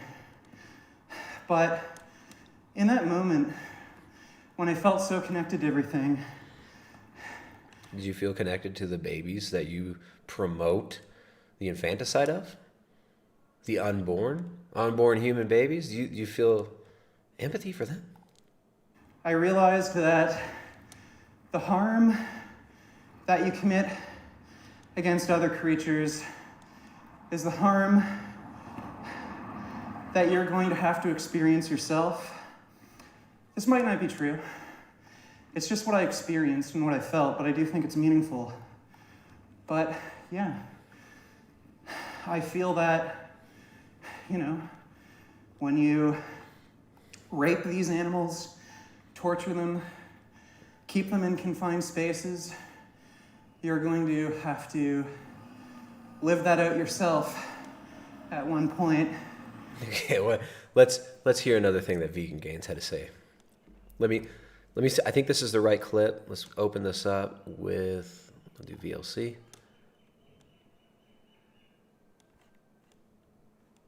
Go on. To watch porn. There's. Right. Okay, I would love to see you and Jasmine on Pornhub one day. So it's vegan to watch porn. That's There's wrong. nothing That's the wrong with one. it. Just because the porn actors eat meat, that doesn't mean it's not vegan to watch them. Okay, so anyways, Vegan Gains, Master Coomer, we get it. You love porn, right? This isn't the clip that I was looking for, but that is very... It is very telling. He's talking about all the pain that you inflict, the rape, the torture, yet this dude is one of the biggest consumers of pornography, right? This guy is the biggest fan of porno. He lives that Coomer lifestyle, obsessed with porn, addicted to masturbating. This guy, Vegan Gains, the master debater, loves pornography. Well, don't you have a problem with the exploitation and abuse of these actors in pornography? What about the child trafficking that's associated with the pornography industry? What about the human trafficking? That's okay, I guess. Well, that wasn't the clip that I was looking for, but it's just yet another example of just how hypocritical. Why? I don't know. We just haven't had any. Hold on. Pendu donated $2. He asks, how can someone get thicker skin? Although I can't help it, I usually get offended or upset at very minor situations where I feel someone is being rude or disrespectful to me. How to just not give a shit about it. I think you should try to be rude and disrespectful to other people. Like, if you're in a grocery store and somebody blocks the aisle with their cart, rather than just asking them to move, just smash your cart into their cart and just make it like, either tip over or like move. That's what I do. I'm just insanely fucking rude in public. There's this old dude who was like going to the grocery store coughing, and I like yelled at him, no coughing. And there was this woman who was smoking a cigarette going into the grocery store once, and she flicked her cigarette on the ground when there was an ashtray right there. So I picked up her cigarette and then threw it into her purse, and I said, here, you dropped this. Try being just really fucking rude to everybody in public. I think you'll get an appreciation for just how fun it is to just fuck like social norms, like this whole idea of being like respectful and polite to people that you don't even know. I don't know, it just feels very controlling and restrictive. So just, I don't know, just get a taste for it yourself. Try being rude, and then I think you'll just develop an appreciation for just arguing and, fighting with people and just not taking things so personally. It just becomes a joke to you. So, maybe try that. That's worked for me. That's worked for me. So again, Vegan Gains, who's talking about, people are so selfish, that's why they don't want to go vegan. This is how I want to treat people. This is how I treat people. This is what makes me feel good. Treating people like shit. And then here he is saying, the pain that you inflict, you're going to experience this. Like, what does this mean? When are you going to experience this pain? Are you saying there's an afterlife all of a sudden, Vegan Gains? Now you believe in an afterlife? Let's finish this one. I gotta hear the theology of Vegan Gains, his great vegan spirituality, theologizing here. Against other creatures is the harm that you're going to have to experience yourself. This might not be true. It's just what I experienced and what I felt, but I do think it's meaningful. But yeah, I feel that, when you rape these animals, torture them, keep them in confined spaces, you're going to have to live that out yourself at one point and experience that same suffering. So if that's the case. Okay, so this monist, we're all one, bro. He's saying that you're going to experience this after death, right? So he now believes in an afterlife. He denies metaphysics, denies non-physical things, but believes some part of him is going to live forever, I guess? Strange.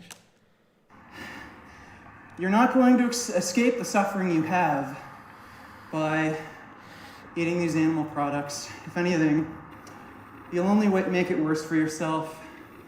And bottom line, animal products don't cure any of these problems. No, they do cure these problems, Vegan Gains. They cure veganism. Right? This thing that you're experiencing right now, what you're exuding right now, this end stage veganism rant that you're telling us about right now, your thoughts, all of this is symptoms. These are all symptoms, right? Of the disease of affluence called veganism. The mental, emotional, physical disease of veganism can be cured. Can be cured. Right? Animal foods have tons of things that plant foods do not have. Carnitine, carnosine, vitamin B12, zinc, bioavailable heme iron, iodine, creatine, choline, taurine. Goes on and on and on. You're not going to get these from animal foods. I'm sorry, from plant foods. You get them from animal foods, though. Right? And having super low cholesterol makes you more likely to be involved in dangerous criminal activity. Right? Low cholesterol is associated with risk-seeking behavior, depression, anxiety, violent crime. So yeah, there are benefits to eating animal foods, which is why all these people that you're so annoyed by are getting better when they eat animal foods. And it seems like you know this is true, and this is just a coping mechanism. I'm kind of sick of seeing you cope with it. It is kind of entertaining. It's sad seeing you suffer through this. But yeah, anyways, let's go back. Like bad skin, painful periods, muscle cramps. You're just an idiot. You're just a stupid, selfish idiot who's doing this for no goddamn reason. And I'm not one of those stupid, selfish idiots. So that's sure why I that? will always be vegan. He's selfless. Selfless, intelligent, special Vegan Gains, right? So Vegan Gains says your parents told you were special. They told you they loved you no matter what, and that's the problem. But then Vegan Gains is here in his self-talk telling himself, I'm going to be vegan no matter what. I'm special. I'm not selfish. I'm not stupid. Classic. The road is really rough. But tell me what you think in the comments section down below. What do you think? What are your reasons for going vegan?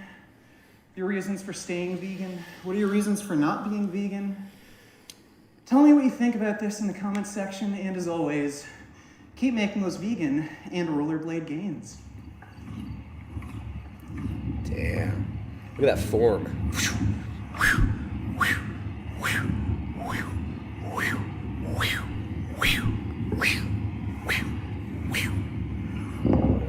I'm waiting to see if there's an OnlyFans advert. No, I don't see that. I don't see an OnlyFans. Oh, wait. First link, though. Jasmine's OnlyFans. By the way, check out pictures of my wife's bumhole on OnlyFans. That's gross. I'm not gonna scroll down. Okay, so Vegan Gains. I don't know. I don't know about that. I don't know about that one. It seems a little off to me. Seems a little off. They had this other one pulled up. Is there life after death?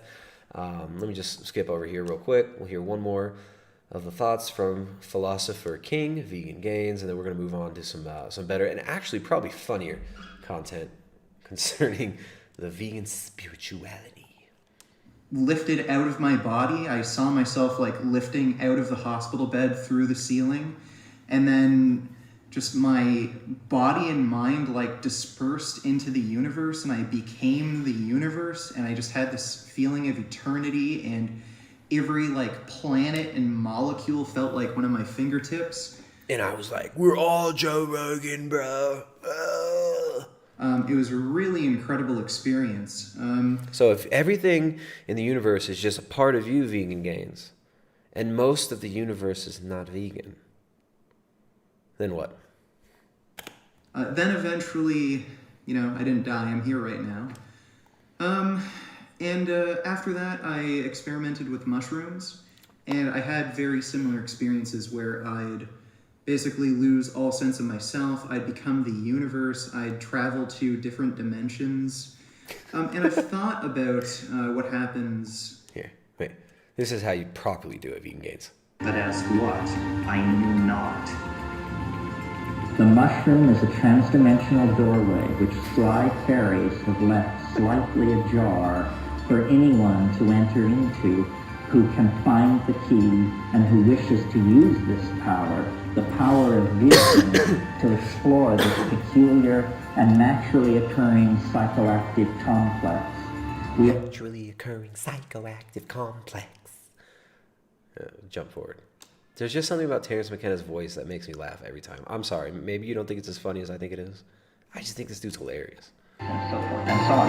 But what eventually happens quickly, like 10 minutes later, is there is an entity in the trance, in the vision. There is a mind there waiting that speaks good English and invites you up into its room. Invites you up into its room. There is a consciousness there. That's how you do it, Vegan Gains. You have the nasal part right. You just got to work on the inflection, the intonation, the vocabulary. You must wax poetic like Terrence McKenna, weaving scintillating domes of pleasure out of the crystalline lattice of the language that transforms the elves in between the seams of the matrix. After you die, quite a lot. My idea, I do believe in reincarnation in a sense, and this is really based off of my own personal experiences with, near death, having these out-of-body experiences, and it just makes logical sense to me. I think when you die, your matter is just broken down, and it's reincorporated into other organisms, We've all eaten meat before, we've eaten plants. These are all living beings, and they, end up becoming a part of us, literally. So, the matter that makes up our consciousness, it's matter that's come from other organisms. So This is animism. Right? This is called animism. And this is a metaphysical philosophy that he's describing. But he also claims to deny metaphysics. Very, very hypocritical. We'll let him finish his thoughts here, and then we'll jump over to some more spiritual vegans. I think really after we die, we just end up becoming incorporated into other sentient beings, and we become a part of their consciousness. So that's reincarnation in a sense. It's different from the Buddhist idea where your consciousness is literally transferred into a different body. I don't believe in that. I think your consciousness basically becomes a part of other beings. And I've also thought about where consciousness even begins and ends. With that sort of idea that I have, maybe we're all just part of one consciousness. And maybe we're all one. So if we're all just one consciousness, right? If we're all just one, and the 1% of the world that is vegan is supposedly the one that's on the right path. That we're all just one. We're all one consciousness. But you as a vegan, you must be the higher consciousness. I'm guessing, right? You're the higher consciousness. You're more one than everyone else. We're all one, but you're more one than us, right? If we're all one, then how can you discern what is right and wrong? How is there right and wrong at all if everything is one?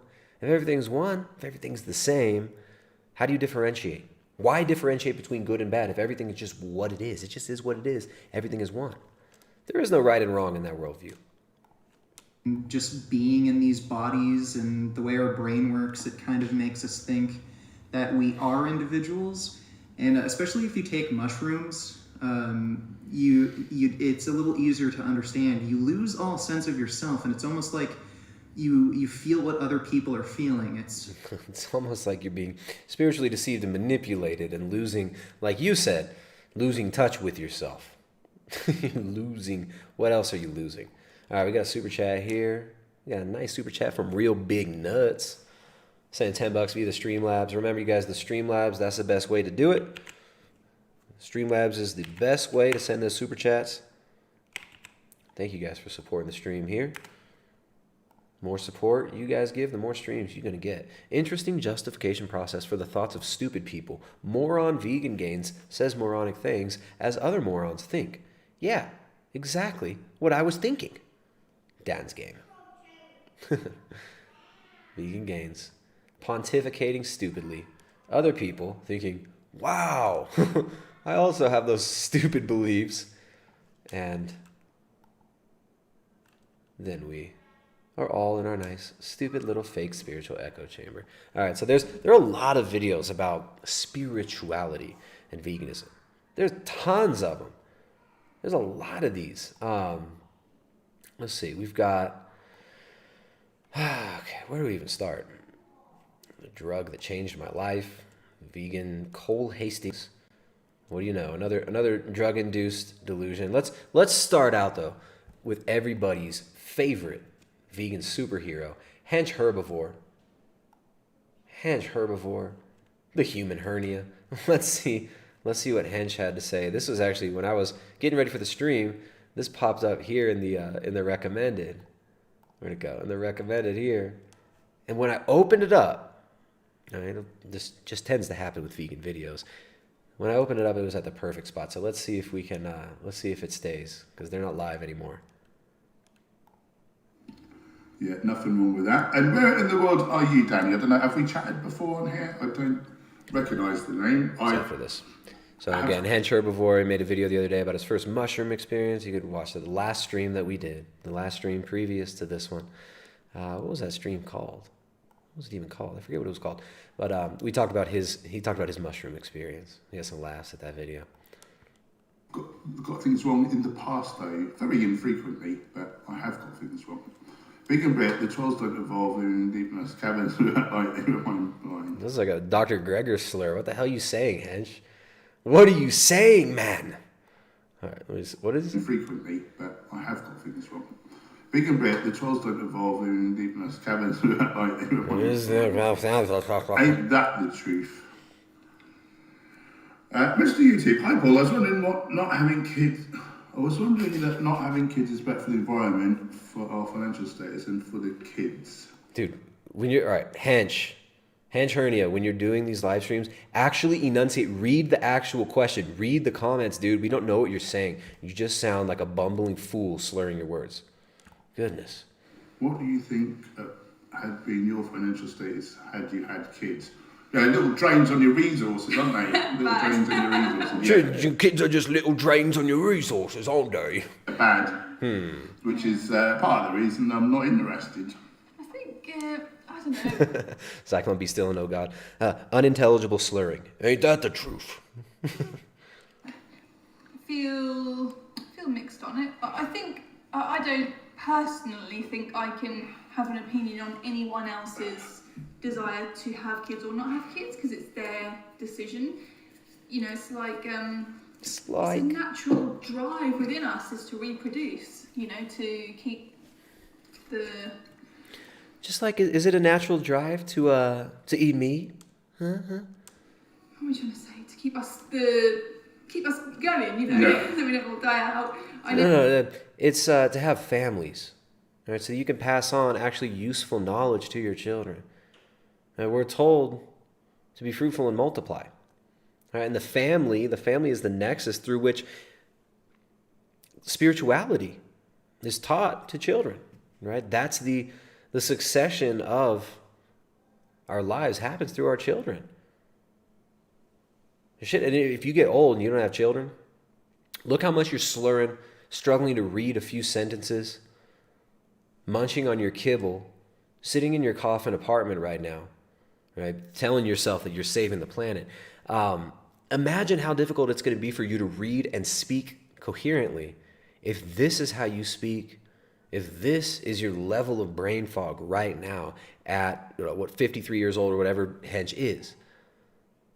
Imagine what that's going to be like when you're 70, 80 years old. 70, 80, 90 years old. If you don't have children, who's going to take care of you? You think the state's going to take care of you?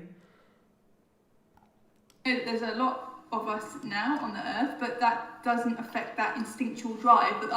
That drive within us, that urge, doesn't know. So yeah. So we have the drive, but then we have to squash the drive to have children because they're bad. Logically, like our brain. The empty eyes on Henge too. There's a lot of people on the planet. Do you see what I mean? So, I don't know if we can judge people for wanting to have kids because it's such a natural thing. But even though we do know, kind of like eating meat. Yeah, there's a lot of us here now, and the planet's not doing so great, you know. There's so many people, and the planet's doing so sad. If we don't have babies, the planet will be so happy. This is sad, man. These people throw their freaking best years away.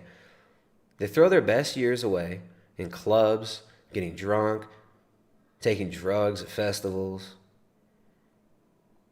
just being promiscuous. Our best years get wasted.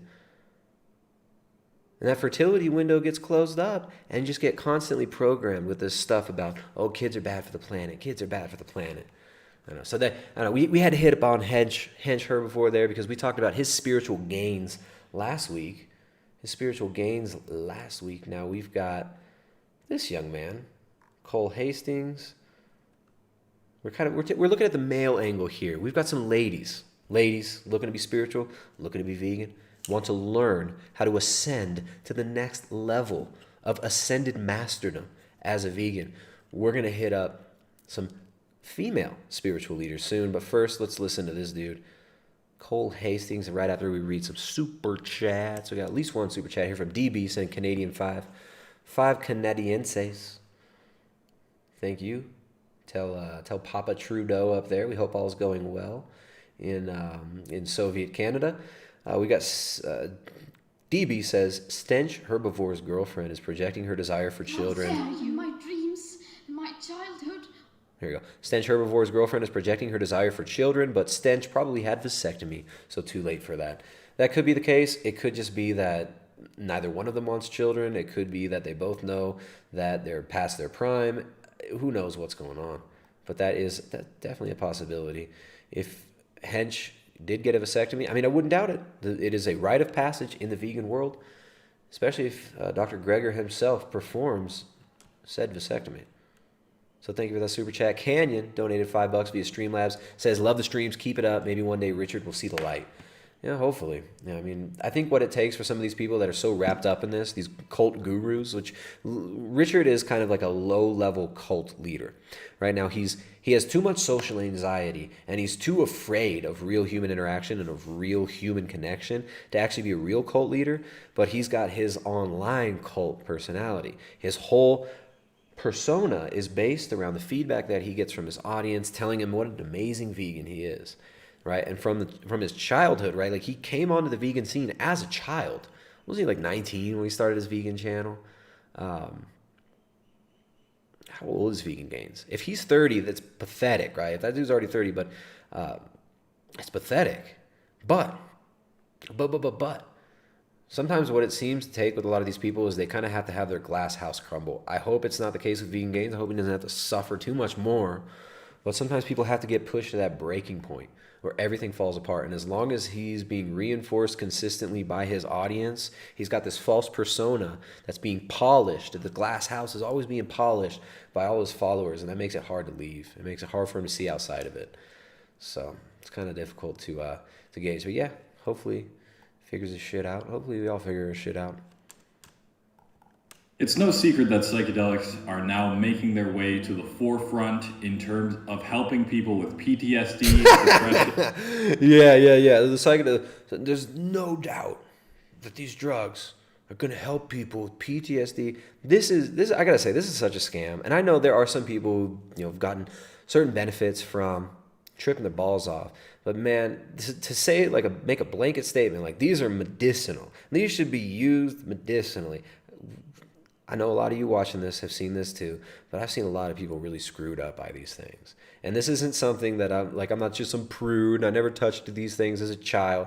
I grew up in California, Southern and Northern California. I was around a lot of this stuff. This stuff can mess people up. And when you look at who's funding these trials, you've got the Rockefeller family behind the funding of MAPS. the Multidisciplinary Association for Psychedelic Studies, MAPS, the group that's promoting the use of ecstasy, of MDMA, in a therapeutic, so-called therapeutic setting, administered by psychiatrists. It was funded by Rockefeller. As a Rockefeller-funded organization. Also, another one, Rick Strassman, he wrote that book, DMT, the Spirit Molecule. Rick Strassman wrote DMT, the Spirit Molecule, and this is a book, I read this in college. It was really big back then. Kind of this, a lot of people love to justify their use of these substances and this Gnostic journey, this Luciferian journey to try to gain power from these substances, to get spiritual power. A lot of these people use Strassman to justify it. And Strassman's book, DMT, the Spirit Molecule, his research was funded by the Scottish Rite. It was funded by Scottish Rite Freemasonry. Why is the Scottish Rite funding this research on psychedelics linking DMT to the pineal gland, which there's absolutely no proof of this. This is a theory. This is a theory. So when you look at the funding behind this stuff, you look at who's been pushing this stuff, Timothy Leary, CIA, the university system being leveraged, MK Ultra stuff. You realize that this is exactly what the establishment wants to push. This archaic revival, as Terence McKenna called it. What Huxley called the perennial philosophy. Bringing back this so-called perennial philosophy, bringing back animism, monism, and pantheism and polytheism. That's what it's about. No, so anyways, I'll shut up now and let, what's his name? In addiction Cole and Hastings. a lot of other mental illnesses. Last year, America's first ever research center dedicated to exploring the application of psychedelics was opened at Johns Hopkins University through $17 million in donations. Where'd that money come from? It's crazy to think that psychedelics have come this far since the anti-drug ad campaigns of the 1970s. By the way, have you guys seen Anti-drug ad campaigns from the 1970s, which were basically advertising the drugs to you. Don't you people get this? The anti-drug stuff was telling you to do drugs. Don't you understand? Don't you see this? DARE made you think it was cool to take drugs. While the government was importing those drugs that they told you not to take, they were marketing it through mass media, telling you that it's cool on the television shows. those? Because like they're kind of crazy and hilarious. Webster defines the word now as meaning at the moment or at once. Seldom has a nation been able to witness such an explosion, a new mass mind, a nowness as it takes place. Today, we are seeing it. Well, I'm really glad that psychedelics have taken on a new light in modern day because that means that I get exposed to them. And boy, did I get exposed to them starting in the summer of 2016. Before I start, I want to say I do not condone the use of these drugs. Before I condone the use of these drugs, let me say, I do not condone the use of these drugs. I don't think you should be using them. It could be really detrimental if you're in the wrong setting or if you're not having the proper guidance. I am simply sharing my experience, so don't do that. So it was 2016 and I was... A little wink, wink, wink, nudge. Bro. Was in my friend Nick's red room, and we called it the red room because, well, his attic was red. We just picked up... Whoa, dude. A whole sheet of tabs from one of my sister's friends. And Whoa! And I was ready for my first ever trip. Guess where those tabs probably came. But my other two friends I was with had done it before, so they decided to take two. About 30 minutes to an hour had passed, and we were playing FIFA on my friend's outrageously big flat screen TV. Oh, we took acid and we played video games. We consumed the drugs, the consumer drugs, and then we commenced to consume mass media and play video games. This is the modern spirituality, right? Take drugs, consume mass media, have ecstatic experiences, lather, rinse, repeat. And by the way, after these ecstatic experiences, guess what? You go right back to how you were. You go right back to how you were. You have the ecstatic experience. You feel the power of the universe. You feel all the galaxies and all the stars and all the aliens and all the pansperm from panspermia. All that pansperm from panspermia and the aliens, they're all a part of me. They're all one, and we're all one. And I am you, and you are me, and we're a happy family. And I'm just really high, man. Like, you have those experiences. We're all Joe Rogan, bro. And then what happens? Like 3 days later, these people are just right back to where they were. Right back to where they were. And I didn't really feel anything. I thought, well, maybe it's like weed and it just takes a lot to actually feel it the first time. I think I saw... So then he's going to take another one. And he's probably going to smoke some pot. He'll smoke some pot. And once he smokes his weed, dude, it hit me. And then this, I got confused about this. And then this happened. And then I realized, whoa, I'm really good and awesome. I'm God, dude. And I looked in the mirror and I was like, you're the most handsome God ever, bro. It's always the same thing. It always ends up with this amazing revelation that your narcissist system is justified. A video online saying that too. So I decided to throw another one on the back of my tongue and see if that helped. Maybe you just need more time, my friend who I wasn't with texted me after he asked how I was doing, and I replied, but it was time to get up and go to the local park where me and my high school friends used to hang out and drink. There was at least 6 or 7 of them already there, and a few girls were there as well. So we head out and we start walking. We're on a long street that takes us all the way from my friend's house to the park. And I'm looking at the cars parked on the road, but something seems off. Oh yeah, something was off. I couldn't see the tires on the cars. Whoa, there were like no tires on the cars, man. The acid erased the tires. What the fuck? And this is when it started to hit hard. We get to the park and everyone's there, and I'm a little nervous because I've never been in this state of consciousness before. The most I could say to the girls was hi and bye when they were leaving shortly after we got there. So it was just us boys in the park on a summer night with a small speaker and loads of time. Obviously, I can't remember much details from that first trip. Oh yeah. But I do remember my strong sense of euphoria, of being connected with everything, and constantly looking up at the sky to see the waves of colors pulse through it. My friends... Wow, I noticed there were colors. I noticed that when I touch things, I feel them, and then I assume that I'm everything that I touch because I'm high as fuck. Whoa! We're already there, and they were in a good mood. That definitely helped a lot. And I just remember being so entranced by all the little details in the park. From the ground. Wow, I looked at the ground and I was like, look at, what if you could count?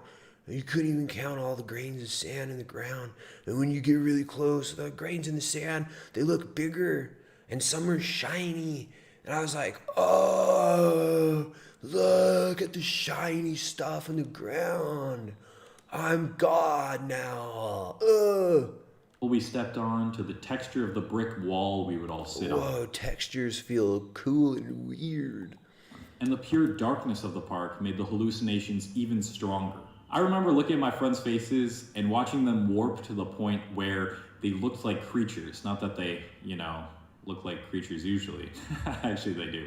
And I remember I veered off to go take a piss by a tree, and as I looked up, 2 massive trees resembled the first 2 Hokages from Naruto. So... What is that? It's not anime characters, bro.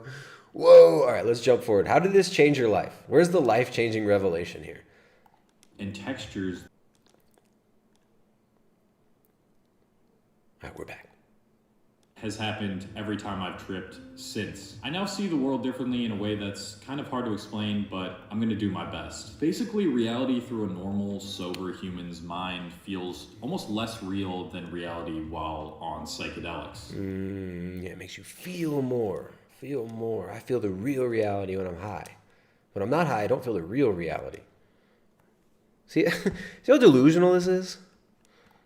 It's like on psychedelics, I was able to see more of what reality could actually be, and that is the fact. Yeah, it's more of what reality could actually be, and that's fake projections of anime characters onto trees.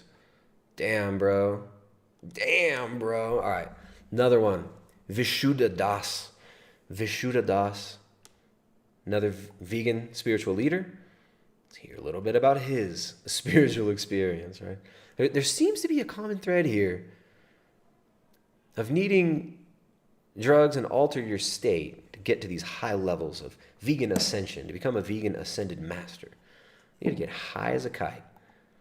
So essentially what happened was, as a kid, as I talked about many times before in videos that I'll have up here, with my experience with marijuana, with different substances, I was always curious growing up after I got into drug use as to which ones would do certain things to my mind in certain ways.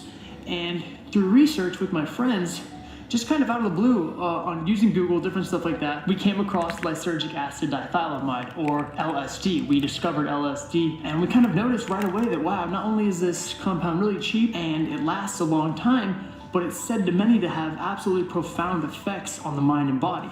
And whoa, so I found LSD and I realized it has very profound effects on the mind and body, bro.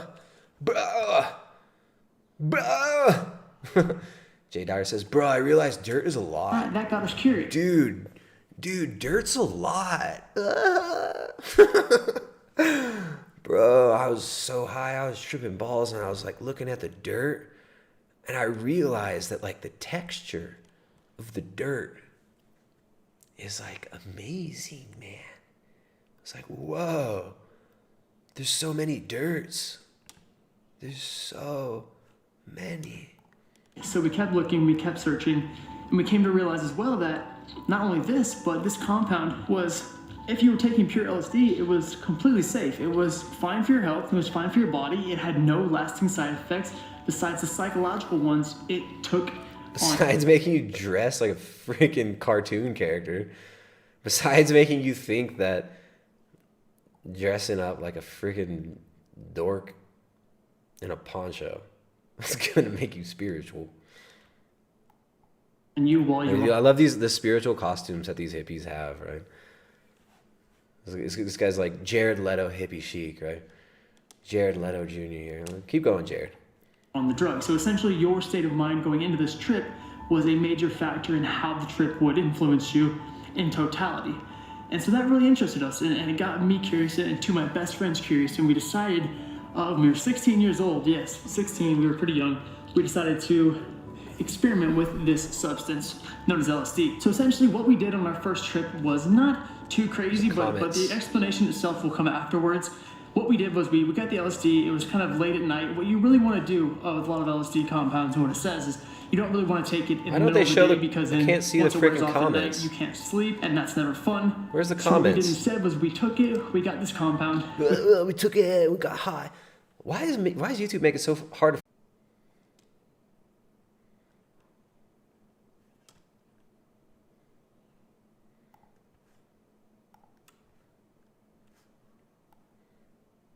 Whoa. Come back.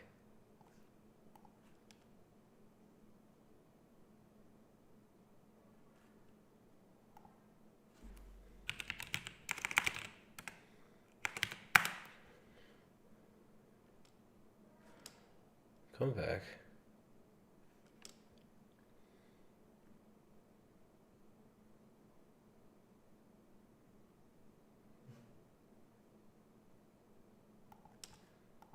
Dude, I don't know what's going on. Come back.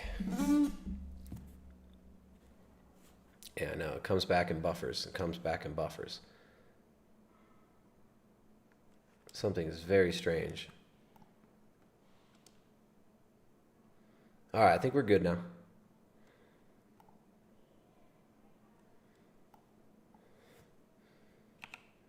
All right, now we're back. Sorry, guys. Major buffering issues. So many issues. Let's go back to soy Jared Leto. As if normal Jared Leto wasn't soy enough. 12 o'clock at night, 1 o'clock in the morning, something like that, so that when it would wear off, we would be part of a normal day, kind of go about the day, do everything normally, reflect on our trip, and then go to sleep the next night. And so that's what we attempted to do. We took this LSD, we sat inside, and we actually watched a Cheech and Chong movie, Up in Smoke. We watched Up in Smoke for about an hour until it started to really kick in. Well, about 45 minutes to an hour in, it started to really kick in.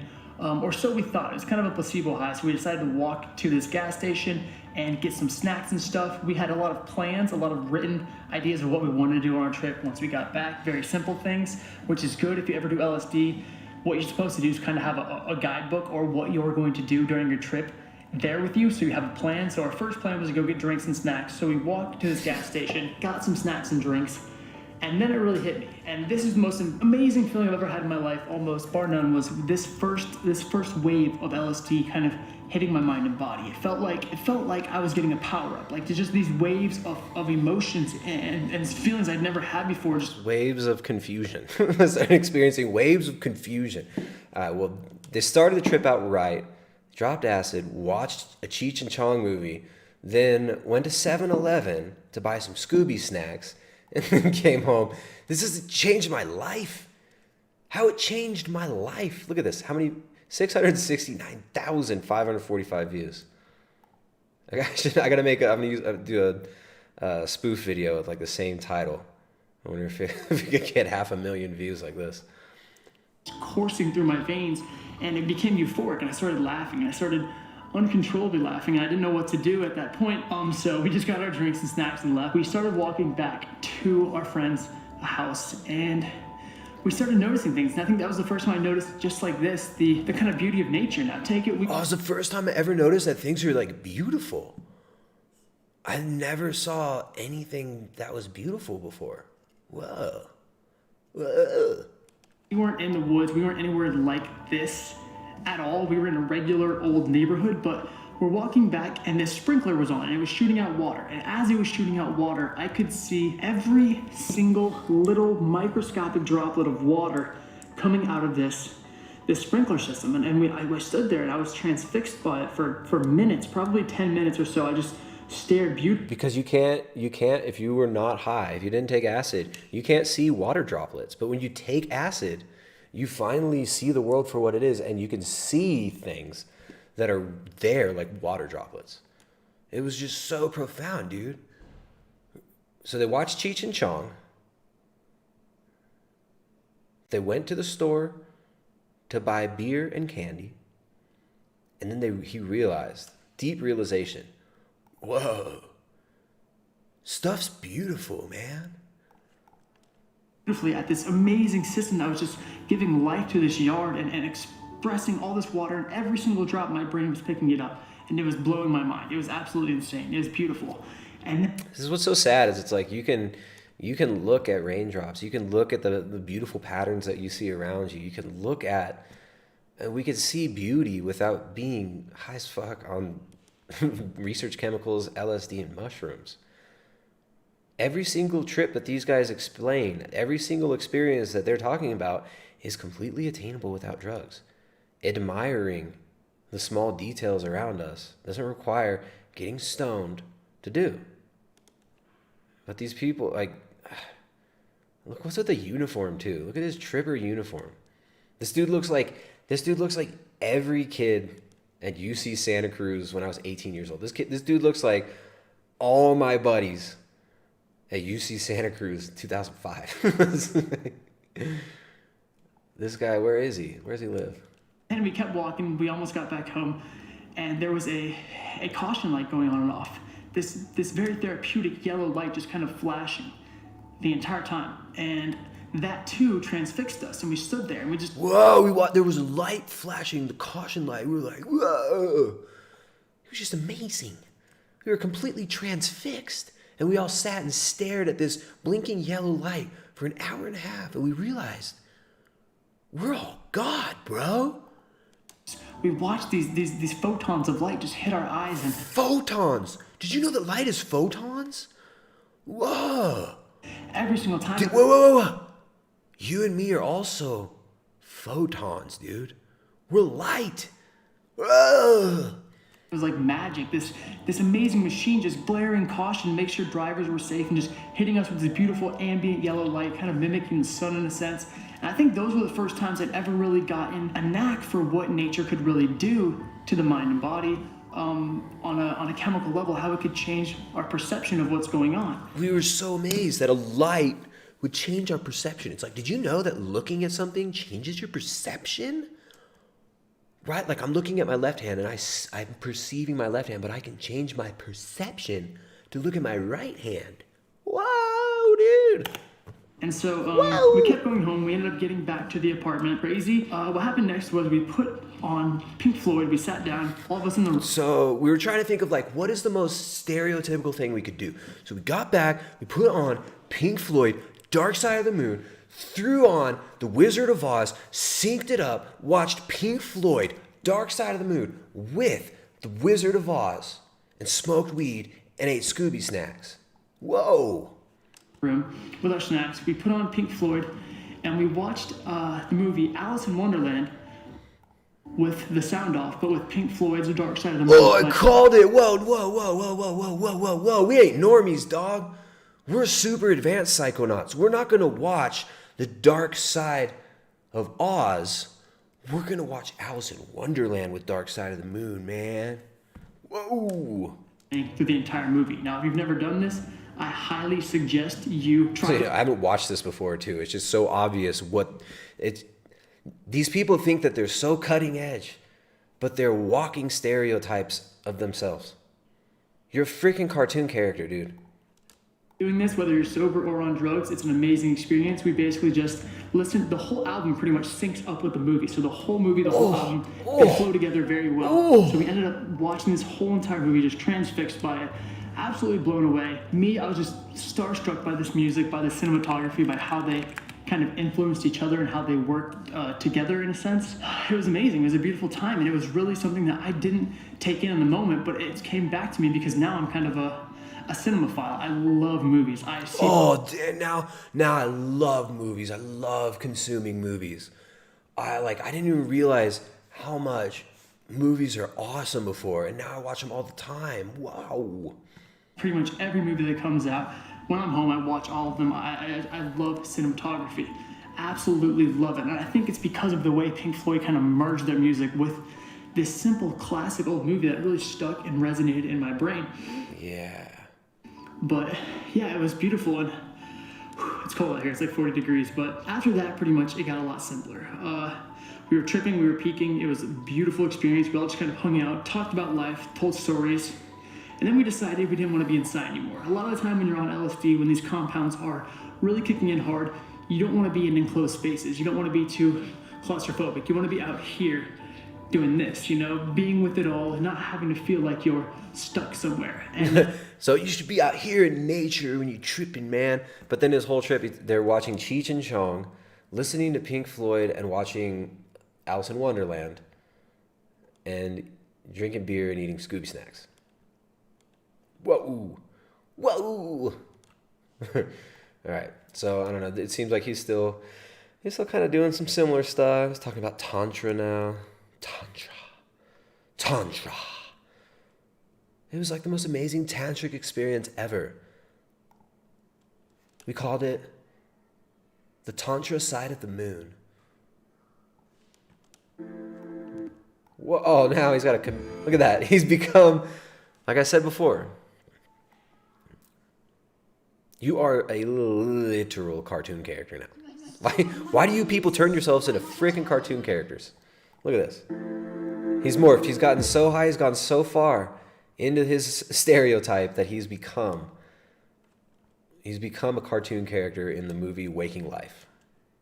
You've reincarnated into Waking Life. Jay Dyer, $4.99 super chat. Thanks, Jay. One of my favorite channels, Jay Dyer. Second greatest rapper of all time. I can concede that. Second greatest rapper of all time. Young Boomer. We're still, me and Jay, we're about to cut a mixtape.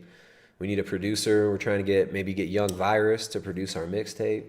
We'll see what's up with that. But Jay Dyer, second greatest rapper of all time. Check out his YouTube channel. He does great apologetic stuff. And check out his forum as well, his Discord forum. $4.99 from Jay Dyer says, bro, we did all the lame cookie cutter dude bro trip, and it was super unique and profound. Dude, I got to tell you about this amazing trip, man. We took acid. Then we smoked weed and watched Cheech and Chong. Then we went to the store and laughed and navel gazed at the floor for a bit and bought some beer and some candy, and then get this, dude. We listened to Dark Side of the Moon and watched Alice in Wonderland at the same time. It was amazing.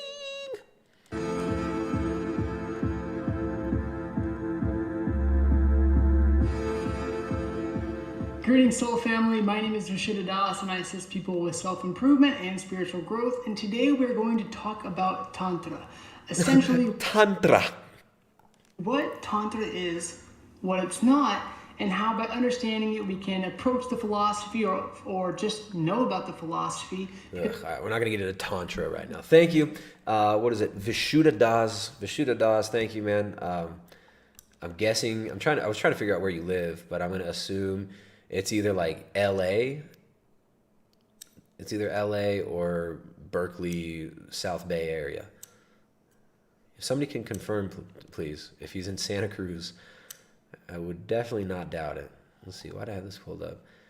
Vegan Gains. Well, we already talked about Vegan Gains. Philosopher King, spiritual leader, Vegan Gains. I haven't seen this one, but he's making fun of Connor Murphy for doing exactly what Vegan Gains was just talking about.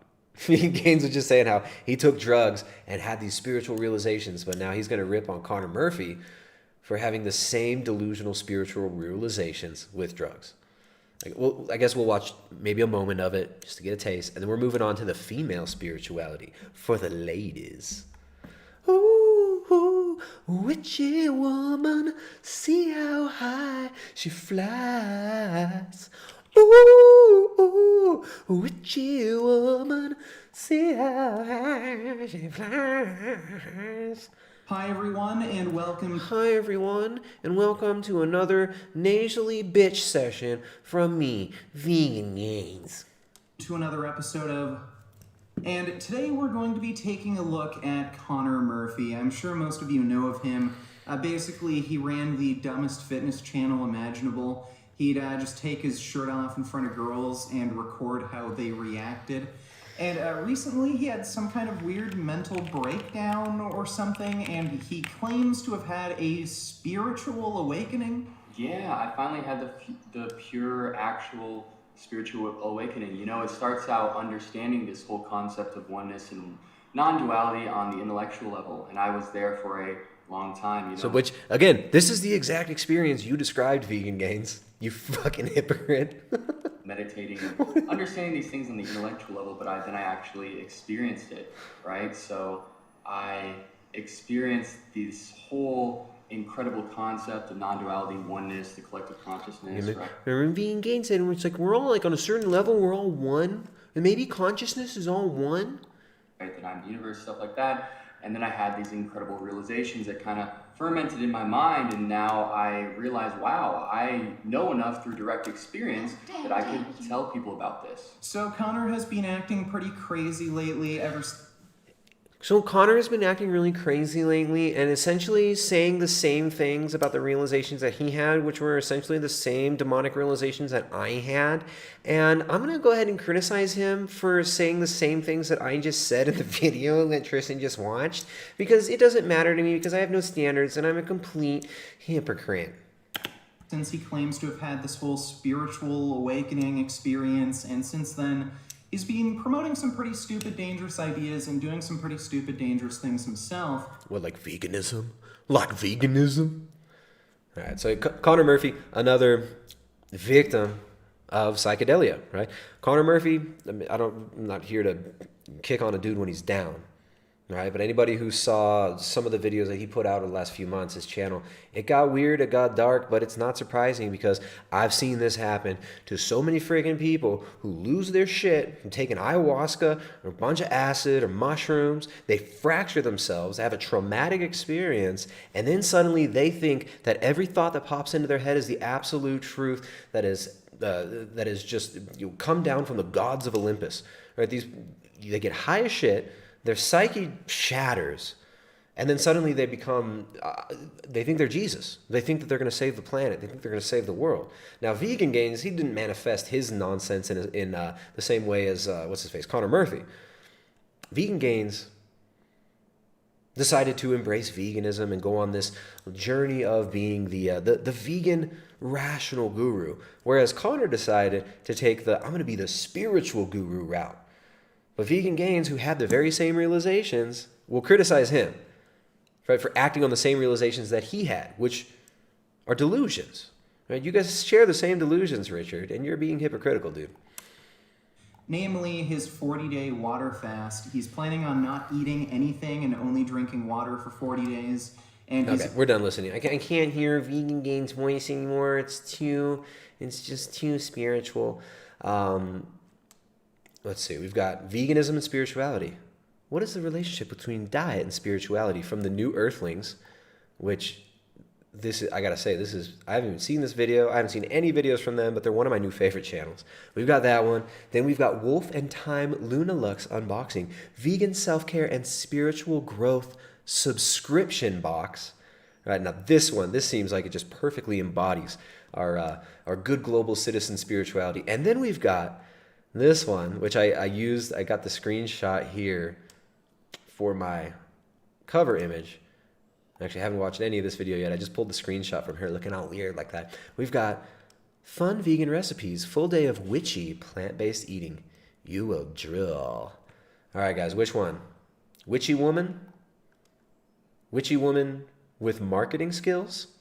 Or zonked out, frizzlehead vegan Hey Arnold looking motherfucker with his anemic girlfriend? Which one are we doing? Witchy drooler. All right, let's see. Whoever sends the biggest, fattest super chat gets to pick which zonked out vegan spirituality video we get to watch. No, I'm kidding. Let me come here. I'll see if there's any of the Streamlabs. Guys, thank you for the support. Thank you for them super chats. Always appreciated. Not seeing any new super chats here. Oh, wait, nope, DB. There we go. We got a super chat from DB. Donates Canadian $2 through super chat. Says Connor Murphy, perfect example of a shroom victim. And I remember reading that earlier. I'm not sure if I had actually read that one out loud. Agreed. Exactly. Shroomy victim. All right, we're seeing. I see a few witchy woman. I see the marketing one. Y'all want to see that witch. First, we're gonna do. Here's what we're gonna do. We'll do marketing witch first, and then we'll do satanic priestess hoe second. All right, let's see what Melissa Wolf has to say. Let's learn about the spiritual growth subscription box. Hey everyone, welcome back to my channel. Today's video is going to be an exciting one because I have a brand new subscription box to open for you guys. So I'm going to try my best to get this in frame and also not show my address, but look at how massive this box is. It is absolutely huge. I was so excited when I saw that this came in the mail. I came home from work and it literally was like Christmas. I was so excited and I couldn't wait to open it, but I wanted to do it on camera with you guys just so you can kind of enjoy it with me. So before I and when I'm talking like this, and when I do like this, I have to do a little dip and I lift my head to the side because I think it's cute when I say that. jump into the contents of this box, I'm going to talk a little bit about the company, which is Wolf and Time, and a little bit about this box in particular. So the box that I was sent is an example of their Luna Lux box, which is the largest box that they offer. It has 10 to 12 different items in it, and everything in the box is for self-care, for spiritual growth, has to do with nature and the moon cycles, and literally checks every single box in what I'm looking for a subscription box. I'm so excited to dive into this. They gave a little thing on top explaining the different sizes. So like I said, the one that I have is the Luna Lux box. This goes for $78 per month, and like I said, there are 10 to 12 different items included. The next size is the Luna box, which is $58 per month, and that box has 6 to 8 different items. And the final box that they offer is the Wolf and Time box, which is $28 a month and includes 3 to 5 different items. Wow, hey guys, which one do you think you are? Oh, stolen dreams and childhoods. Oh no. We've got dreams and childhoods getting stolen. I got a big fat super chat from one of my favorite channels on YouTube. Jay Dyer throwing super chats from the friend zone. Just so you know, you guys, me and Jay have a deal. We can't be friends. We have like super chat quotas that my friends have to make, and Jay just barely made that quota with this one. No, I'm kidding. Thanks, Jay. Thanks for that one, man. He says, how do I get access to vegan bat wings and vegan toe of shrew for my drafts and potions? Well, I think this young lady is going to teach us. I'm guessing that's going to be in the $28 one. But don't worry, the bat wings are going to be ethically and sustainably harvested only during the new moon by a menstruating woman. Of Wolf in Time boxes, Kat actually gave me a coupon code for all of you guys to use, and I will also put that down below if you wanted to purchase one of these boxes. This is a great box for you if you are in the witchy community, if you just love organic self-care items, or if you are interested in nature, because everything in the box is meant for your spiritual growth, for self-care, and other things that can really help you in your practice. Oh, dude, I can't wait. I got to see what's in the box. It's going to help you with your spiritual growth. What is in the box, Melissa? If you just have an appreciation for nature and organic, vegan, and cruelty-free items. That come to you in boxes from Amazon. Want to open this box and see what's in it. I'm going to keep it down just because it's huge and I don't want to spill everything out all over the floor. So if you see me just like rummaging through here, that's what I'm doing. So on the first sheet on top, it goes into details about the different sizes that I just explained. And it also says that when possible, they always use local businesses or that they handcraft items themselves, which I think is really amazing. Handcraft items themselves in Foxconn factories in China, which I think is really amazing. What's in the box, woman? 2 minutes in, I don't see a single. I want to see what's in the dang box. I want to see what's in the box. What kind of crystals, right? Is it like a Native American feather? I'm seeing a dream catcher. There we go. We got a dream catcher. Let's get into it. Let's jump forward. Let's guess. Let's take a guess. Let's guess what's in it. All right. Incense. Dream catcher. Crystals. Some sort of crystals. What else? What else? Like a some sort of like a horoscope poster. Yeah, I don't know. I've got candles and oils, of course, right? Somebody's saying candles and oils there. What else? What else? Planned Parenthood card. 3 free coupons for reproductive health services at Planned Parenthood. What is it? For myself, so I'm not going to. Someone said adrenochrome. Sage, yeah, it's got to be sage, right? Sage, patchouli, sage, patchouli. All right, let's see. Read it yet, but I do want to read the top and what is the theme of the box. Again, remember, guys. Well, I got like 3 different things to say right now. We'll just say one of them. The way that you can tell somebody is really into the earth and really like spiritual and connected in like a real way to the ancestors, right? If you know that like you're dealing with like a real like high level witch, but like a good witch. I'm a good witch.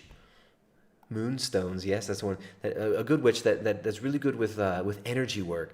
The way you can tell that somebody's really spiritual is the amount of time. There's a direct correlation between the amount of time you spend painting your eyelids and the amount of spirituality you have, right? And you could tell that Melissa Wolf here, she's making her daddy proud with those eyelids, right? She's probably spent a good hour and a half doing her makeup for this video. And that hair, right? Not to mention the hair. How long did that take? Getting the lighting just perfect. And hopefully they have some spiritual eyeliner in there, some face paint. Welcome to the Luna Lux box from Wolf in Time. The theme is rest. With rest, we remember to care for ourselves in ways that fill our souls and refresh our minds. In this month's box, it is fully packed with complete self-care treasures that will help you while you are resting during the day and sleeping at night. Handcrafted and cured especially for the Luna Lux, you will again feel the peace and grounding you need right now. Take the time to feel good, to sit in the quiet, to absorb the sounds of nature, and to remember the path of the moon. So I'm super excited. Remember. Don't forget the path of the moon. Do you guys remember the path of the moon? For the rest theme, I feel like I totally need that in my life. I've been exhausted lately with work. I know like some of us are back to work and some still aren't with everything that's still going on in the world. But I am back at work. I'm work full time and I'm just exhausted. There's a lot going on. So I definitely need rest in my life. Damn, like that. Oh! If you want to be the big man, the big daddy.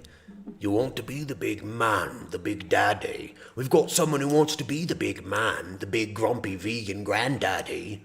Grumpy vegan granddad in the chat. Grumpy vegan granddad spreading his boomer fluids in the chat, wanting to be the big man, the big daddy. Let me just read your deleted comment while you sit on timeout for 300 seconds, grumpy vegan granddad. He comes first time interacting on the channel. And we know you, by the way. We made fun of you the other day, grumpy vegan boomer. He says, you're balder than me and you're half my age, dude. Grumpy vegan granddad. With that hardcore vegan activism, with the bald man bad vegan activism. Good job, grumpy vegan granddad. Great insult, dude. How about you email me, Tristan at Primal Edge Health, and you can come on. You can bring your boomer fluids onto my stream and we can debate. Grumpy vegan granddad. All right? Go ahead and email me, Tristan at primaledgehealth.com. We'll get this set up. You can come on. And you can come and you can throw your stones. And you can try to talk some shit. All right? So that's an invite, grumpy vegan granddad. I know you're not going to take it up. And you're not going to take me up on this. Because you're a fucking coward. All right, grumpy vegan granddad? Come on, buddy. Email me and we'll get you on here. Jay Dyer sent $4.99 super chat. Says it's a demon dong and bong combo. That's what I think. Demon dong and bong combo. It's the Joe Rogan special. Thing on the top is this little envelope. It's so special to me when companies like include handwritten things. I just think it's such a nice personal touch, and it makes, I don't know, it just makes you feel a little bit more connected to the person who's putting all of their effort into this. So I totally appreciate handwritten letters, and that was what was in the little envelope here. So the next item, I'm like super interested to see what's in here. It says do not bend on both sides. So let me open it up and see what's in here. Do not bend on both sides. Wait, Jay Dyer says, read my other super chat, Chibo. I read it. I read it, Jay. I see two super, let's see. Oh, wait. No. I see 1, 2. Look at that. Jay sent 3 super chats. You must have missed when I read it, or maybe it cut out earlier. Maybe it cut out. The last super chat you said, it was Jay Dyer donated $19.99 through super chat. Right? And I said, that's a big fat super chat from one of my favorite channels. Remember this? Did you not hear this? Was I cut out? Was it buffering? He said, how do I get access to vegan bat wings and vegan toe of shrew for my drafts and potions? I quite enjoyed that, and I did not ignore that. Did you not hear it? It cut out. Dang it. It cut out from the most important super chat. I think I made a funny, like, stupid, cheeky comment, too. And I said something nice about your channel. But you guys check out Jay Dyer's channel. One of the best friends of the channel here, Jay Dyer. One of the biggest supporters of the stream today as well. Winning the super chat competition. All right, I think grumpy vegan granddad, you dork-ass boomer, you are probably not on timeout anymore, so you can come back in. Let's take a look. We got grumpy vegan granddad. Here's his channel. He's coming on. He's talking shit. He wants to battle it out. What are you all about, grumpy vegan granddad? Grumpy vegan grunded. Here's his channel. So you guys go ahead and check out grumpy vegan granddad. He's in the chat right now. He's a friend of the show. Where is... I don't know.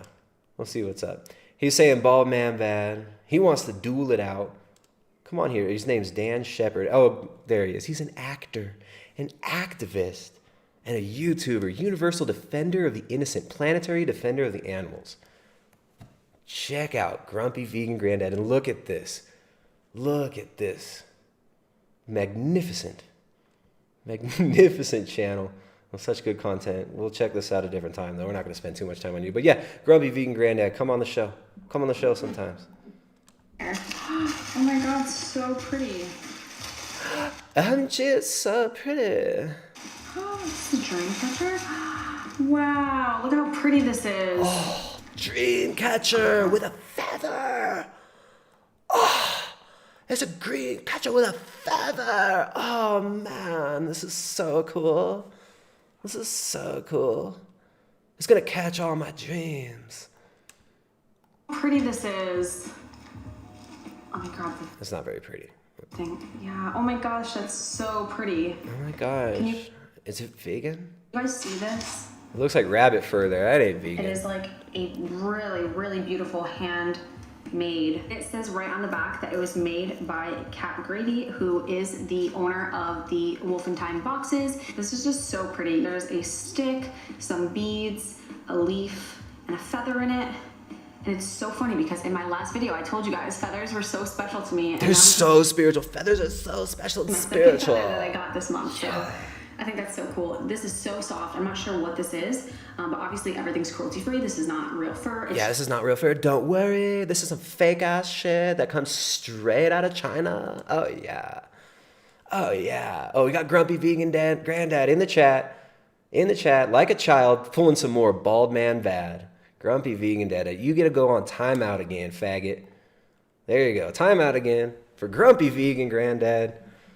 And you know what, Grumpy Vegan Granddad, go ahead and email me and we'll set that up. But I don't know, I'm kind of losing patience because you're pretty pathetic. You're not coming with anything new, fag. You're not coming with anything new. Just so soft though, whatever it is, it feels amazing. It looks so pretty and I cannot wait to hang this up. You have a one-of-a-kind dream catcher that was handmade and infused with energy of protection, love, and peace. Those 3 words are written on the bamboo base under the faux fur wrapping. It is also blessed with frankincense and citrus bliss therapeutic essential oils. Each one has a different real leaf coated in metal. That's a real leaf. We have a real leaf coated in metal and a stick and some rubber bands here. And some fake shit from China. Yay! How dare you? How dare you? What's up, Chase? Chase sends $5. Chase sent $5. Says you have a lot of shadow self integration you should do, Tristan. These people are just living their truth. Maybe you should listen to some Dead and chill. Yeah, so me and Grumpy Vegan Granddad, we're gonna listen to some Grateful Dead. We're gonna hang out. We're gonna watch some CNN on the Boomer Tube. It's gonna be cool. It's gonna be cool. We're gonna integrate our shadow selves. Don't worry, man. We got this. Stone beads, lava stone beads, and a shell in the center. The hemp strings creates the dreamer's web, and faux leather cord accents are throughout. The small twig is from the fallen oak branches on my property and is well over 100 years old. Hang it in a special place or by your bed to help you sleep peacefully. It's gonna help you sleep peacefully. That's so spiritual. All right, so the spiritual mystery box we've got so far: a dream catcher, a note. Jump forward a little bit. You can use the included tea bag. And I was looking at this, I was like, there's a tea bag in there? That's crazy that they fit that in there. Oh, there's tea, herbs. Wow, I got some tea. Oh, wow. All right, so again, how do you be spiritual? How can you be spiritual in this world? Number 1, starve yourself on a vegan diet. Number 2, call yourself an activist on the internet. LARP like you're actually changing the world by just telling people to be vegan. Right? Number 3, sterilize yourself, don't have children. Number 4, purchase consumer goods. Right? Buy spiritual boxes. Anything else I'm missing? Anything else I'm missing? We've got one more. We've got this witchy lady here. We got fun vegan recipes, full day of witchy plant-based eating. You will drool. You will drool. Right, let's listen to this one, and then we're going to move on to the couple. We'll get to the couple. Don't worry, guys. We're going a little bit long today. We might be more than 3 hours today. We'll see what's up. You guys want to keep going? You guys want to keep going? We started early today so that we could talk to some of the folks over in Europe, some of them Europeans. And we have some European. We even have some pathetic boomer Europeans in the chat, like Grumpy Vegan Granddad. Grumpy Vegan Granddad, aren't you in the UK? Your channel says you're in the UK. It's like, what, 2 in the morning over there? And you're talking shit in my chat? All right, well, let's do witchy plant-based, and then we'll do the couple next. So I'm glad we could do this earlier, though. I'm glad some of you guys over in the UK and in Europe got to hang out. And then now it looks like people from the US are jumping in. So we're going to keep going. Good morning. Well caffeinated, hungry, ready to have some waffles. So, hello, I am Marin. If you are new here, I'm an astrologer, an author, a philosophy student, and over 5 years vegan. All right. We should have started with this video. You're everything that we're just... You're the perfect example of all of these things. Oh, my goodness. Oh, my goodness. Let's get that list one more time. One more time.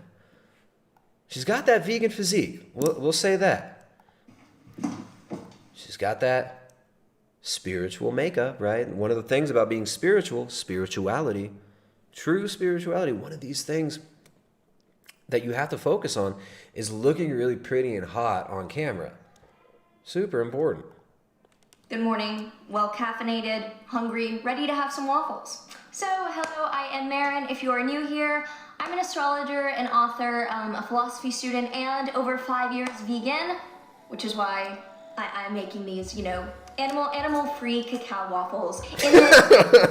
And what I did was blend oats up into oat flour. I just do that myself by blending them with some... Nothing that she just said indicated that she actually has some sort of like a job or career. You said she's a philosophy student, right? You're a philosophy student? Do you do anything like, do you do work? How do you pay for this apartment? An author, a philosophy student. Oh, she's an author, okay. An author, a philosophy... She's an author. She's an author. Let's go see. She's probably an author of a vegan ebook. Free webinar, how to actually start learning astrology. Okay, so she does webinars on astrology. All right, looks like she's making her living as an astrologer. Making her living as an astrologer. Student and over 5 years vegan, which is why I'm making these, animal-free cacao waffles. In them, what I did was blend oats up into oat flour. I just do that myself by blending them with some cacao powder, maca powder, cinnamon, cardamom, cloves, a little bit of granulated monk fruit for sweetness, a little bit of maple syrup for sweetness, pumpkin puree, almond milk, and then cooked that in my waffle iron, topped it with strawberries, bananas, sunflower seed butter, a little bit more of this sugar-free maple syrup that I use, just because I avoid overt sugars. I tend to get it in Whole Foods or use other blood sugar raising things, just because preference. But also coconut shreds, and that's what I'm having this morning. I'm also taking my vitamin D supplement. I do a B12 spray, and then the other supplement I take is D3. Dude, why do these chicks want to look like mannequins? Why do these chicks want to look as fake as possible? Everything about this looks plastic. It's so sad. Why? This is someone's daughter, right? This is probably grumpy vegan granddad's daughter, right? This is probably grumpy vegan granddad's freaking daughter. This is just sad, man. I don't know. Look what you're doing to yourself, woman. Why are you painting your face like this? You probably had a beautiful face under there before you started mutilating it with your freaking makeup. You cake this makeup on, it's so thick. I remember there was this girl in 7th grade, right? I should have had nothing to do with this chick, right? I should have had nothing to do with her. For some reason, I was attracted to this girl. And she was a friend of mine's cousin, went to the same school, 7th grade, right? This chick wore so much freaking makeup. She was all right looking. She was all right looking girl, very attractive in certain ways, but she wore so much makeup. And I remember sitting next to her, and you could see when these girls, when they wear all this makeup, you could see on their cheeks, there's these little things that stick up on them.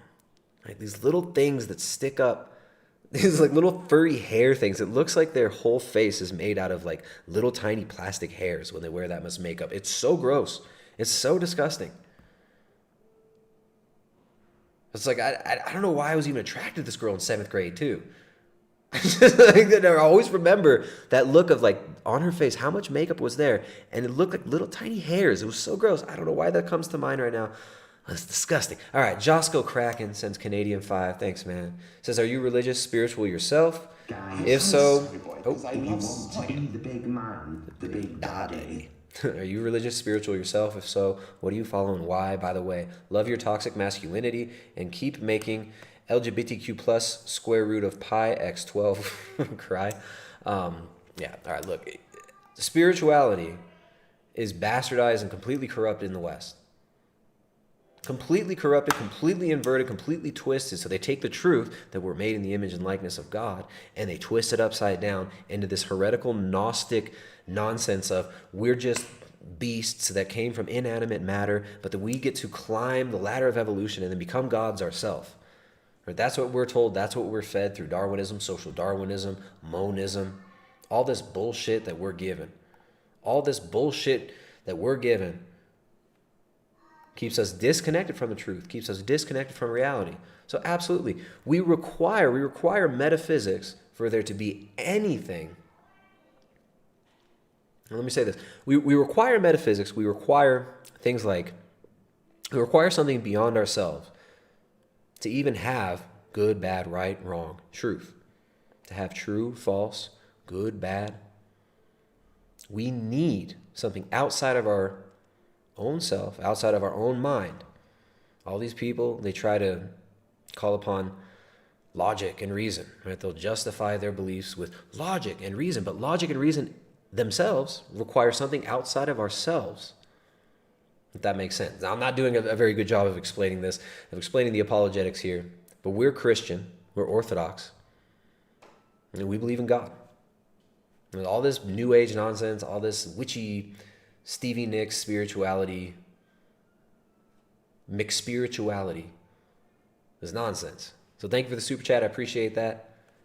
I think a good place to start if you want to learn about orthodoxy, check out Jay's channel, but then also check out Father Seraphim Rose's books. Those were some very, very influential for me, leading me there. So yeah, what are we following? Why? We're Christian, we're Orthodox. You require God. Every single thing we do, everything we see, it's all created. It's all created. You didn't make it, I didn't make it. So yeah, check out Father Seraphim Rose, Orthodoxy and the Religion of the Future. That's a good place to start. That's, I don't know, one of my favorite books right there. And yeah, you can dig deeper in there. So that's why I'm always making fun of these dorky New Agers. Come over here. Someone says I hate Stevie Nicks. Yeah, why do all these vegan witchy chicks? They all try and they'll live that Stevie Nicks vibe, right? So I'm about to take this. And yeah, I'm going to eat up these waffles the rest of the day. Other fun vegan recipes. I thought I would show you I don't know what I consider fun. I like these, I think they're cute. I'll take you through the rest of my day. I'm gonna enjoy these waffles. And if you have any cool waffle like flavor variations, I'm down to hear them. Dude, I'm exhausted by this person. This person exhausts me. All right, we're gonna jump forward. Oh no. Oh no. So you spent, imagine this. Imagine you spend 20 something years raising this girl.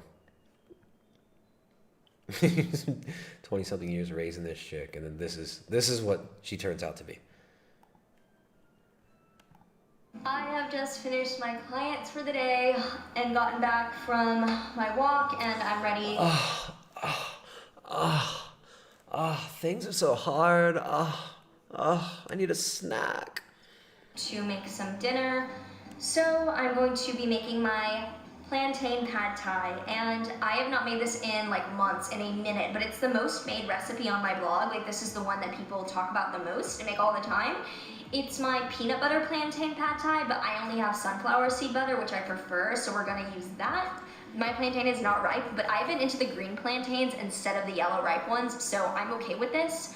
And I'm going to be using mini sweet peppers, which I've been more into than bell peppers. So I have a full recipe video on my peanut butter plantain pad thai if you want to check. Okay. We're all done with you. Thank you very much. We get it. I don't know. I liked the other one more. The other one was more entertaining. That was just like a typical vegan full day of eating. Check out my mush. Look how good my mush is. Oh, look, there's colors. Oh, I need another snack. It's been like 40 minutes. All right, let's move on. Oh, goodness. Here we go. Now we're finally going to get some good spiritual advice. Finally going to get some solid spiritual advice from this couple, super spiritual couple. First, I think we got some super chats over here. Boss Man sends $5. Can you talk about the health benefits of GMO soy? I heard that it is a superfood and may start including it in my diet. I also heard that the more glyphosate and pesticides in the soil will help a person become an even bigger man, an even bigger daddy. A big daddy. Boss Man, you're absolutely right. GMO soy, it's fortified with extra Roundup, and we all know Roundup is really good. Roundup is that stuff that gets used to kill insects, right? So that the vegans can eat their nutrient deficient diet made up of mostly soy, right? So the vegans in the chat that like to pop up and then they get put on timeout almost right away every time. You pathetic vegans in the chat, when you are eating your soy-based bullshit, you have to realize that all that glyphosate that's fortifying your delicious GMO food, all that glyphosate is going to killing animals, insects, killing all those bugs, killing small mammals, washing into aquifers, destroying your water supply, creating dead zones in the ocean, creating dead zones in your gut, and making you an obnoxious, insufferable vegan. So, thank you. Those are some of the benefits of GMO soy. I appreciate that. Thanks for the super chat. All right. Now, let's learn. Are vegans more spiritual? This might be the last video. It's getting late here. It's getting dark. Let's see what these folks have to say. Hey Earthlings. Hey everybody. Spirituality and veganism. Is there actually a link between them? You may have noticed that veganism has been on the rise around the world. Is this a sign that humanity is actually awakening globally? Yeah. Collectively? Exactly. And does actually being vegan make you more spiritual? So this question is more... Let me guess. Yeah, it does make you more spiritual. Yeah. This topic we will answer in this video from our personal experience. And at the end, we're gonna share with you what's even more important than a diet. This is the start of something new. This is the start of something magical. This is the start of something new. This is the start of something new, but here's every vegan hippie cliche, right? We got like a drum circle, the medicine circle. This is the start of something magical. Self-awareness. Start of something. Plant medicine. Whoa, harmony with nature? With nature? So in this video, we packed so much information, personal experience, and some of it might be triggering for you, but a lot of it is going to be repetitive. We just heard it in like 5 other videos. A lot of it's repetitive, super cringy, and you're going to look back on this. Hopefully, you're going to look back on this in a few years and think, this is so pathetic. And I'm so glad that I left this nonsense. And I'm so glad that I no longer believe this bullshit. Like, this is the thing, like, these people are looking for something, but what they've been given, the crumbs that they've been fed, the bread trail, the breadcrumb trail that they've been given has led them to this nonsense. All this new age gobbledygook bullshit that the UN pushes, the World Council of Churches pushes, the Vatican pushes. We're all one. All the religions are one, dude. We all just need to sterilize ourselves and take the drugs that the government tells us and meld with machines, and then we could transcend it all and become gods, bro. We gotta become gods, man. But pay attention, because those things are the things that can bring change to your life. So try to take it in and feel if this resonates with you or not. You may have noticed that a lot of people on the spiritual path are vegan, or they're eating plant-based even if they don't call themselves vegan. Yeah, or even raw plant-based diet. Yeah, which is what we are doing most of the time. Yeah, we can tell. I don't know. Yeah, this is so sad, because as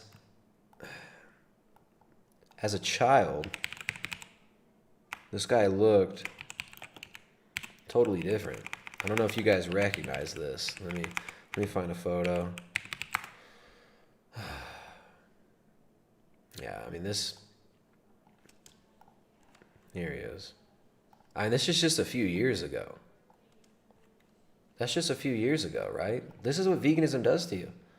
Look, this is how he started out. Young, beautiful child. And then look. How dare you? My dreams. How dare my you? Childhood. How dare you? How dare you? Chase Haggard, what's up, dude? Says he looks like a discount Matt Monarch. He's a discount code Matt Monarch. Kind of does look like that, doesn't he? And a lot of the same beliefs, similar vibe. But it seems like these people, hopefully these people are close to leaving this, because they are starting to look like they're physically suffering the consequences of it.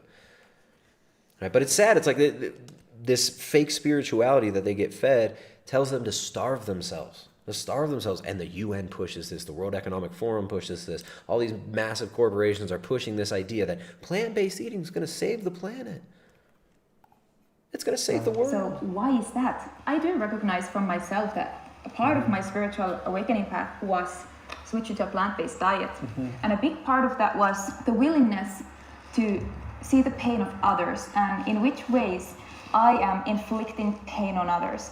And This weird obsession with like inflicting pain on others, but what about the pain that you're inflicting on yourself, right? It's funny because these people don't seem to realize when they're so deep in it, when they're so deep into the vegan starvation, they don't realize that they're actually inflicting all this suffering on themselves.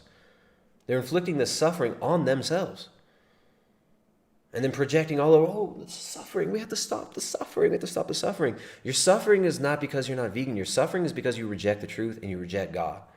You embrace this nonsense idea that all the religions are just the same, man. We could just take pieces of here and there and we all just make up the truth and we're all God and we're all one.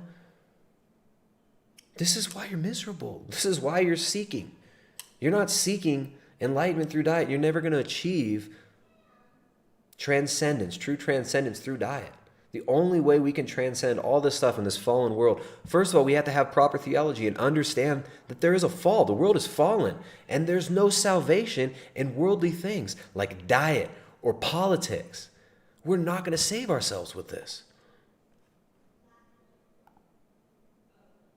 And so until we reject this nonsense, until we reject this ecumenism, until we reject monism and animism and all this bullshit that gets pushed on us through the new age, until we reject this and embrace the truth and embrace God, then we just keep on going in circles. We just keep chasing our tail. And a lot of the people watching this right now are very lucky they didn't end up this far down the road. I saw people who took this route really far and ended up in madness, alone, broken, psychologically broken in their relationships with their families and friends. It's sad. It's really, really sad. But it's not necessary. And that's why we do what we do. That's why we promote good values. This is why we promote the truth. This is why we're here doing the work we do. Not here just to make fun of these people. Yeah, it's fun to have a laugh. It's fun to have a little laugh at the goofiness that's out there. But you know, we do. We hope that these people will get saved. We pray that they'll repent. Because the world's going to keep getting crazier and crazier and stupider as more people fall into this nonsense. This right here, this version of spirituality that we're looking at today, the last 3.5 hours or 3 hours or whatever we've done, this is the root issue. This is the root problem that we're dealing with. you know, that was actually, it was heartbreaking to acknowledge that. I cried so much just from realizing this is what I have been causing and continuing to cause onto others. Yeah, and for those of you who didn't make the connection yet, it's a fact that eating animal product is contributing to the suffering of the animals. Oh, eating animal product. So this assumption that suffering is bad as well, right? This idea that suffering, animals suffer. I don't like suffering. Suffering's bad. I don't want to have suffering. Therefore, if I don't eat animals, and we'll get rid of all suffering. Ban suffering. We have to ban suffering now. Suffering is... Why assume that suffering is bad? What is suffering? What the hell is suffering? I know in Orthodoxy, we don't believe that suffering happens just because we're humans and we were born so terrible and bad. You have to look at the things that we experience in the world. We have to look at the fall. We have to consider proper theology, proper anthropology and history, and you need to understand the fall to understand the place of suffering. Now, suffering is bad, these people say, but their mother had to suffer the pains of childbirth to give birth to them so that they could experience this and live. A lot of these people, they come from this Eastern viewpoint where they believe, oh, it's all just the same, we're all one. But then they believe that suffering is ubiquitous, so they believe everything is suffering, but they want to get rid of suffering, so they want to get rid of existence. The Buddhists say that life is suffering. And then these Western Buddhists say, we must get rid of all suffering. We must end the suffering of all beings. Jay Dyer says the papacy promotes all the nonsense Tristan's calling out. LOL. Exactly. The papacy promotes this. We got Pachamama Pope. Pachamama Pope absolutely destroying destroying the faith of a lot of the Catholics in South America. A lot of Roman Catholics in South America are leaving the church. They're leaving the Roman Catholic Church. And they're losing faith in it. But this is by design. This is drawing us into this one world religion, to this one world system where we're all one. The AI is going to figure it out. Scientism. Why is suffering bad, right? Jay bringing it back home. Why is suffering bad? Why is it bad? Does anybody live without suffering, vegans who want to get rid of suffering?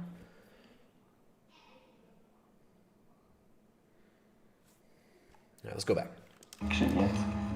It's a fact that eating animal product is contributing to the suffering of the animals.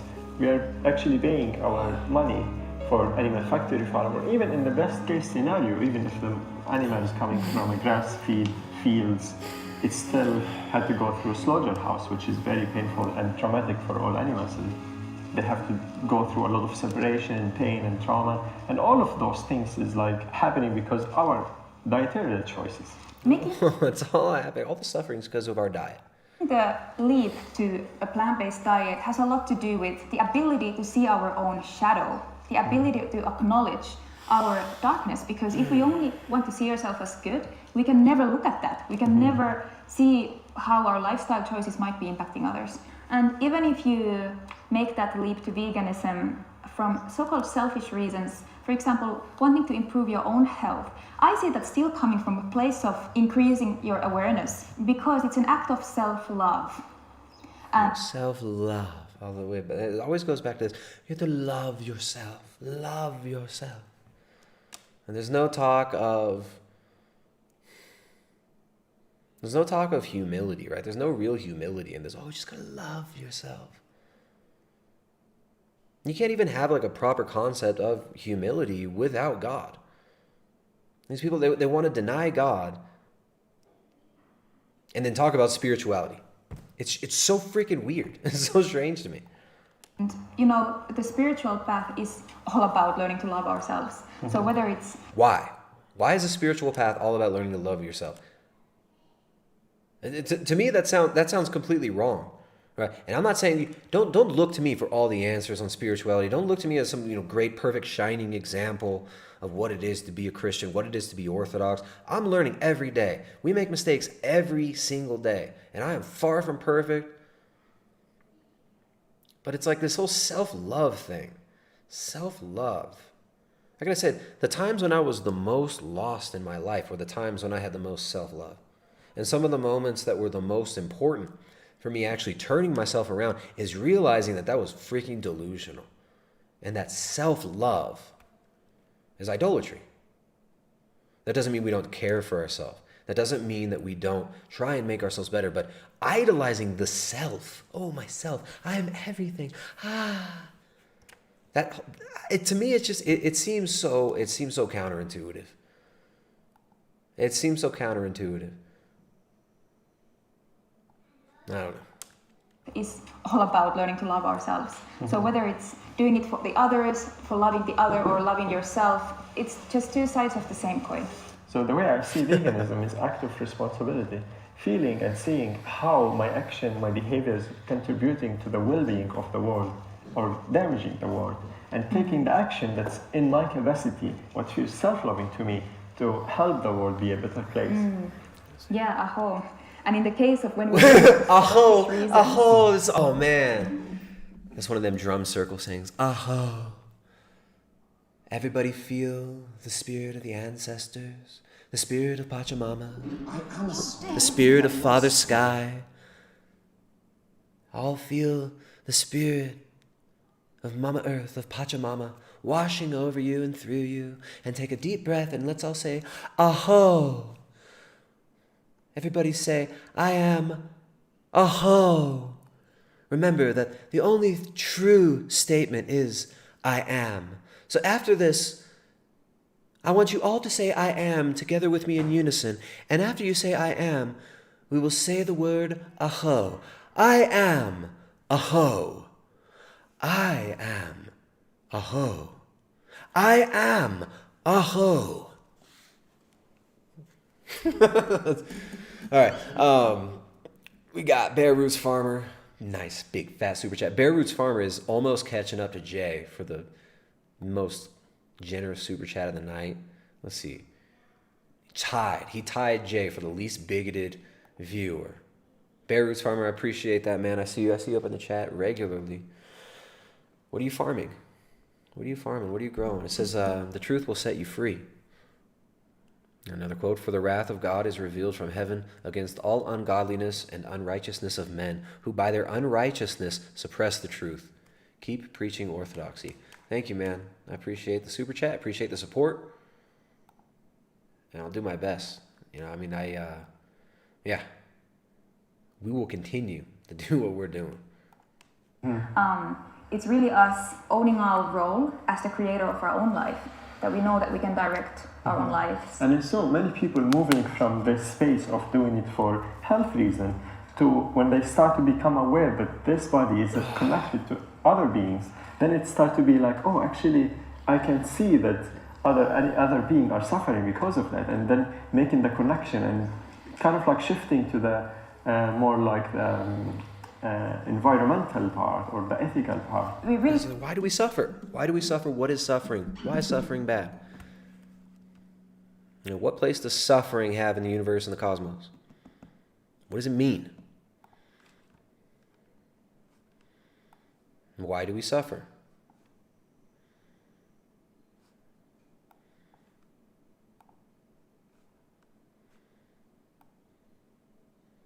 These people assume that suffering is so bad, that it's so bad.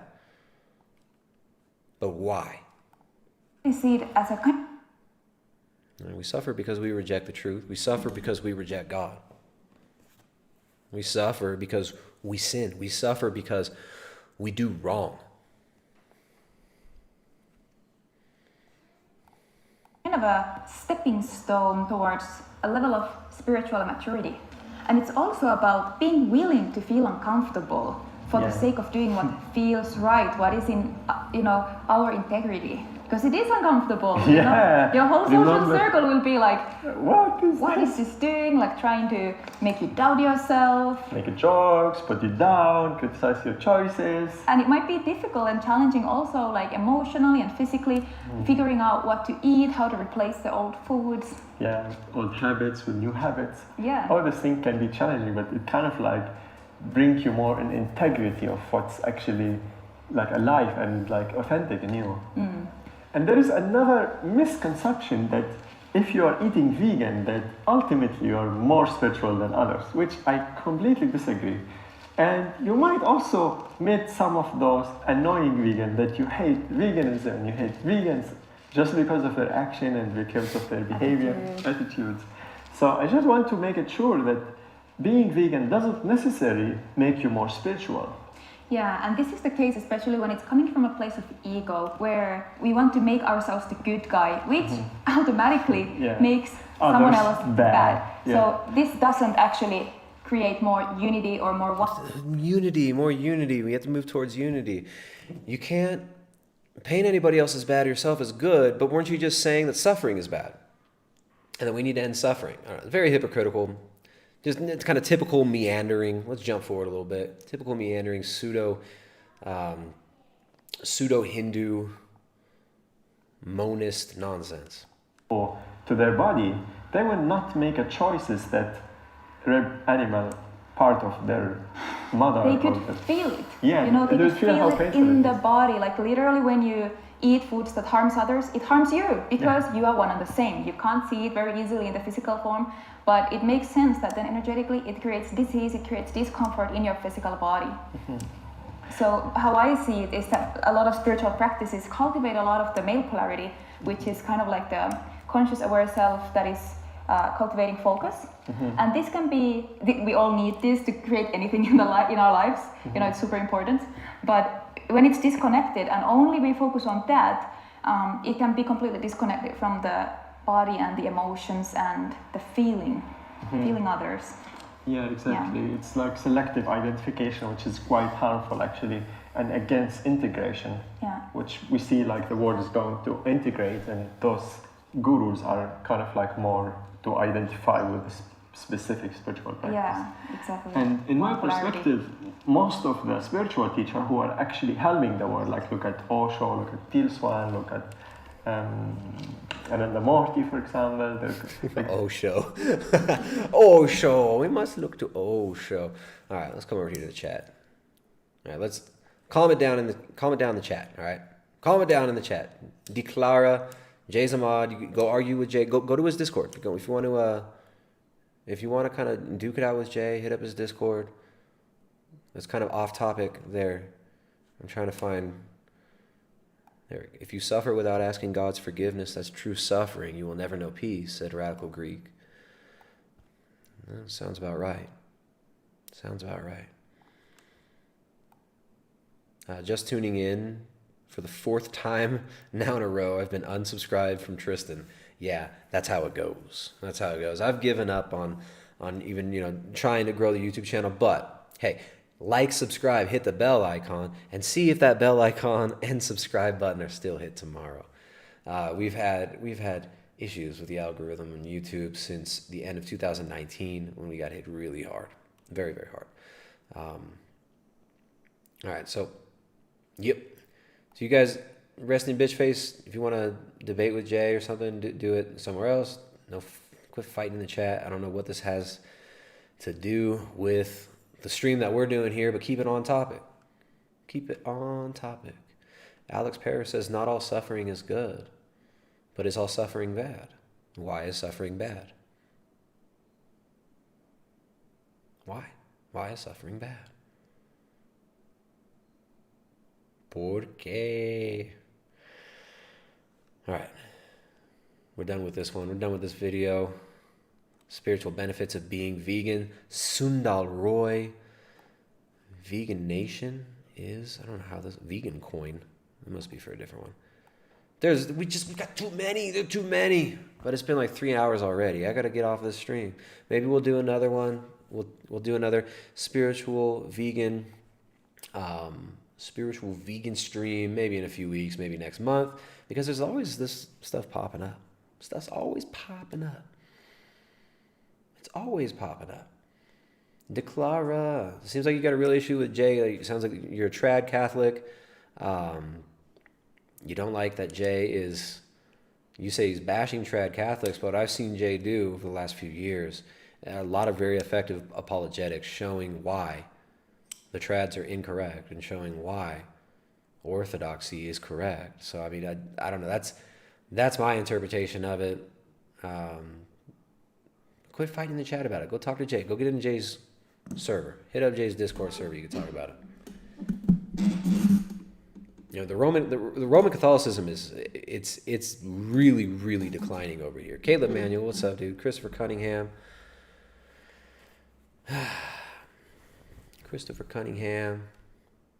Grim, Resting Bitch Face, Christ Fulfilling Prophecy. What's up, everybody? Let me come over here, read some super chats. Got any super chats? Best way to super chat, remember, Streamlabs, the Streamlabs link. Send them super chats to the Streamlabs link right there. If you got questions, if you got just a funny statement you want me to read, that's the best way to do it.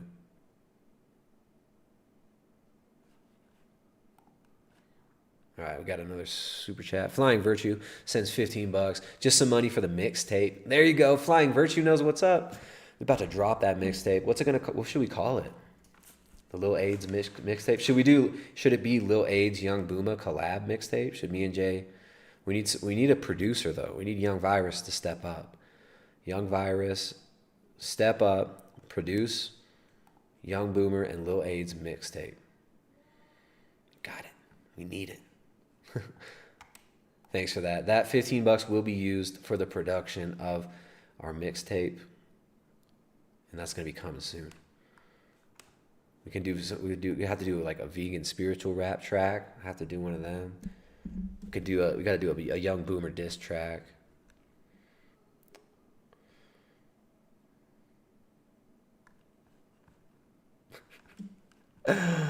All right, we got a funny fight. Just quit bitching in the chat at each other. Fight somewhere else. Battle it out somewhere else. All right. The thing about the internet The thing about the internet is no matter where you go, you're going to find some people that are real pissed off and unhappy about what you're saying and what you're doing. And no matter where you go, you're going to get some, if you're me, no matter where you go, you're going to get some pissed off vegans saying the cliche things in your chat. Bald man bad. Bald man bad. Man, we had grumpy vegan granddad in the chat earlier. We get to look forward to a possible debate with grumpy vegan granddad. So that's coming up soon. Maybe Paul Bashir will finally step up and debate. He pushed that a long time ago. We'll see about that. Maybe Joey Carstrong come around for a debate soon. I'm trying to think of what else we have coming up. We'll do a stream with Jay on this channel this week. We'll do another stream on Jay's channel, talk about some movies. And I'm trying to think what else we got going on. We've got, let's see. We're going to have our next coaching call in our membership section. Our next coaching call in our members forum, our private members forum, is going to be on, let me look. Let me actually check here. Next one, I think it's Wednesday. But let me just make sure. No, Monday. That's tomorrow. There we go. Tomorrow, 5 p.m. Eastern Standard Time, we're going to do our next coaching call. If you want help from us, you want support from us, and you want to support the work we do here, become a member at primaledgehealth.com/membership. There's a link down below in the description. Become a member, primaledgehealth.com/membership. And what else? Let me see. Let me see what else here. Let me see what else. Here we go. I always forget to plug this one. Always forget to plug this one. If you want to heal yourself from the disease of veganism, there is a cure, and that's animal foods. The Carnivore Cookbook, 0 carb recipes for people who really love animals. You got that at primaledgehealth.com, Jessica's book. It is a beautiful book. We show you how to make nose-to-tail, delicious, good quality animal foods, which is what you should keep your fridge stocked with if you want to be healthy, if you want to be able to survive through this madness, all these physical assaults on our health. It is important that you properly nourish yourself. Putting yourself on a sterilization vegan diet is not going to be beneficial to you and your family long term. Focus on the quality animal foods. Make the base of your diet good quality animal foods. Get enough of the good quality of protein and fat from animals, and you're not going to care about the other stuff so much, right? Eat the cakes, skip the steaks. I'm sorry, blah, blah, blah. Eat the steaks, skip the cakes. I can't even talk because I've been talking for 3.5 hours now. Steaks over cakes. Check out the Carnivore Cookbook. There's a link in the description below. And, all right. So, yeah, we're going to wrap it up, guys. You're gaslighting me into skipping steaks. Sorry, Sideshow Bob. Sorry. I put that sentence on autopilot, and it got rearranged. So, yeah, we got more streams to come. Probably do Tuesday or Wednesday. I'm not going to do tomorrow. I did 2 days in a row, didn't I? Did I do stream yesterday? No, I think I did Friday. I don't know. All the days are blending into one, aren't they? They're all blending into one. But we got a lot of exciting stuff to come. A lot of good stuff to come on the channel here. I want to thank the mods. Jay Dyer up in the chat. Okay. Thanks for modding it. Thank you guys for the super chats. Josco Kraken. My brother Chase. Bear Roots Farmer. Who else? DB. Jay Dyer, of course, with some of the fattest super chats of the stream. Gurtej Rana. Actually, Gurtej Rana won with that 20 pounds super chat. I think those pounds are higher than the dollars are right now. Gurtej Rana, the least bigoted member of the chat today. Vegan Phobic chat, thanks for the super chat, dude. Check out Vegan Phobic's channel. Zyklon Be Still No God. Tommy Kelly, thank you for the super chat. Check out Tommy Kelly's channel. Make sure to find Jay's OnlyFans. Check out Jay on OnlyFans. Check out Vegan Gain's wife on OnlyFans. Yeah, I think that's it. I'm out of here, guys. It's been very nice. It's been so nice hanging out with you guys and learning all about how to be a good global citizen and a good spiritual vegan. But I'm out of here. We'll do this again soon. Thanks for the super chats. Thanks for the support. Thanks for the mods. I'll see you guys next time. Later, everybody.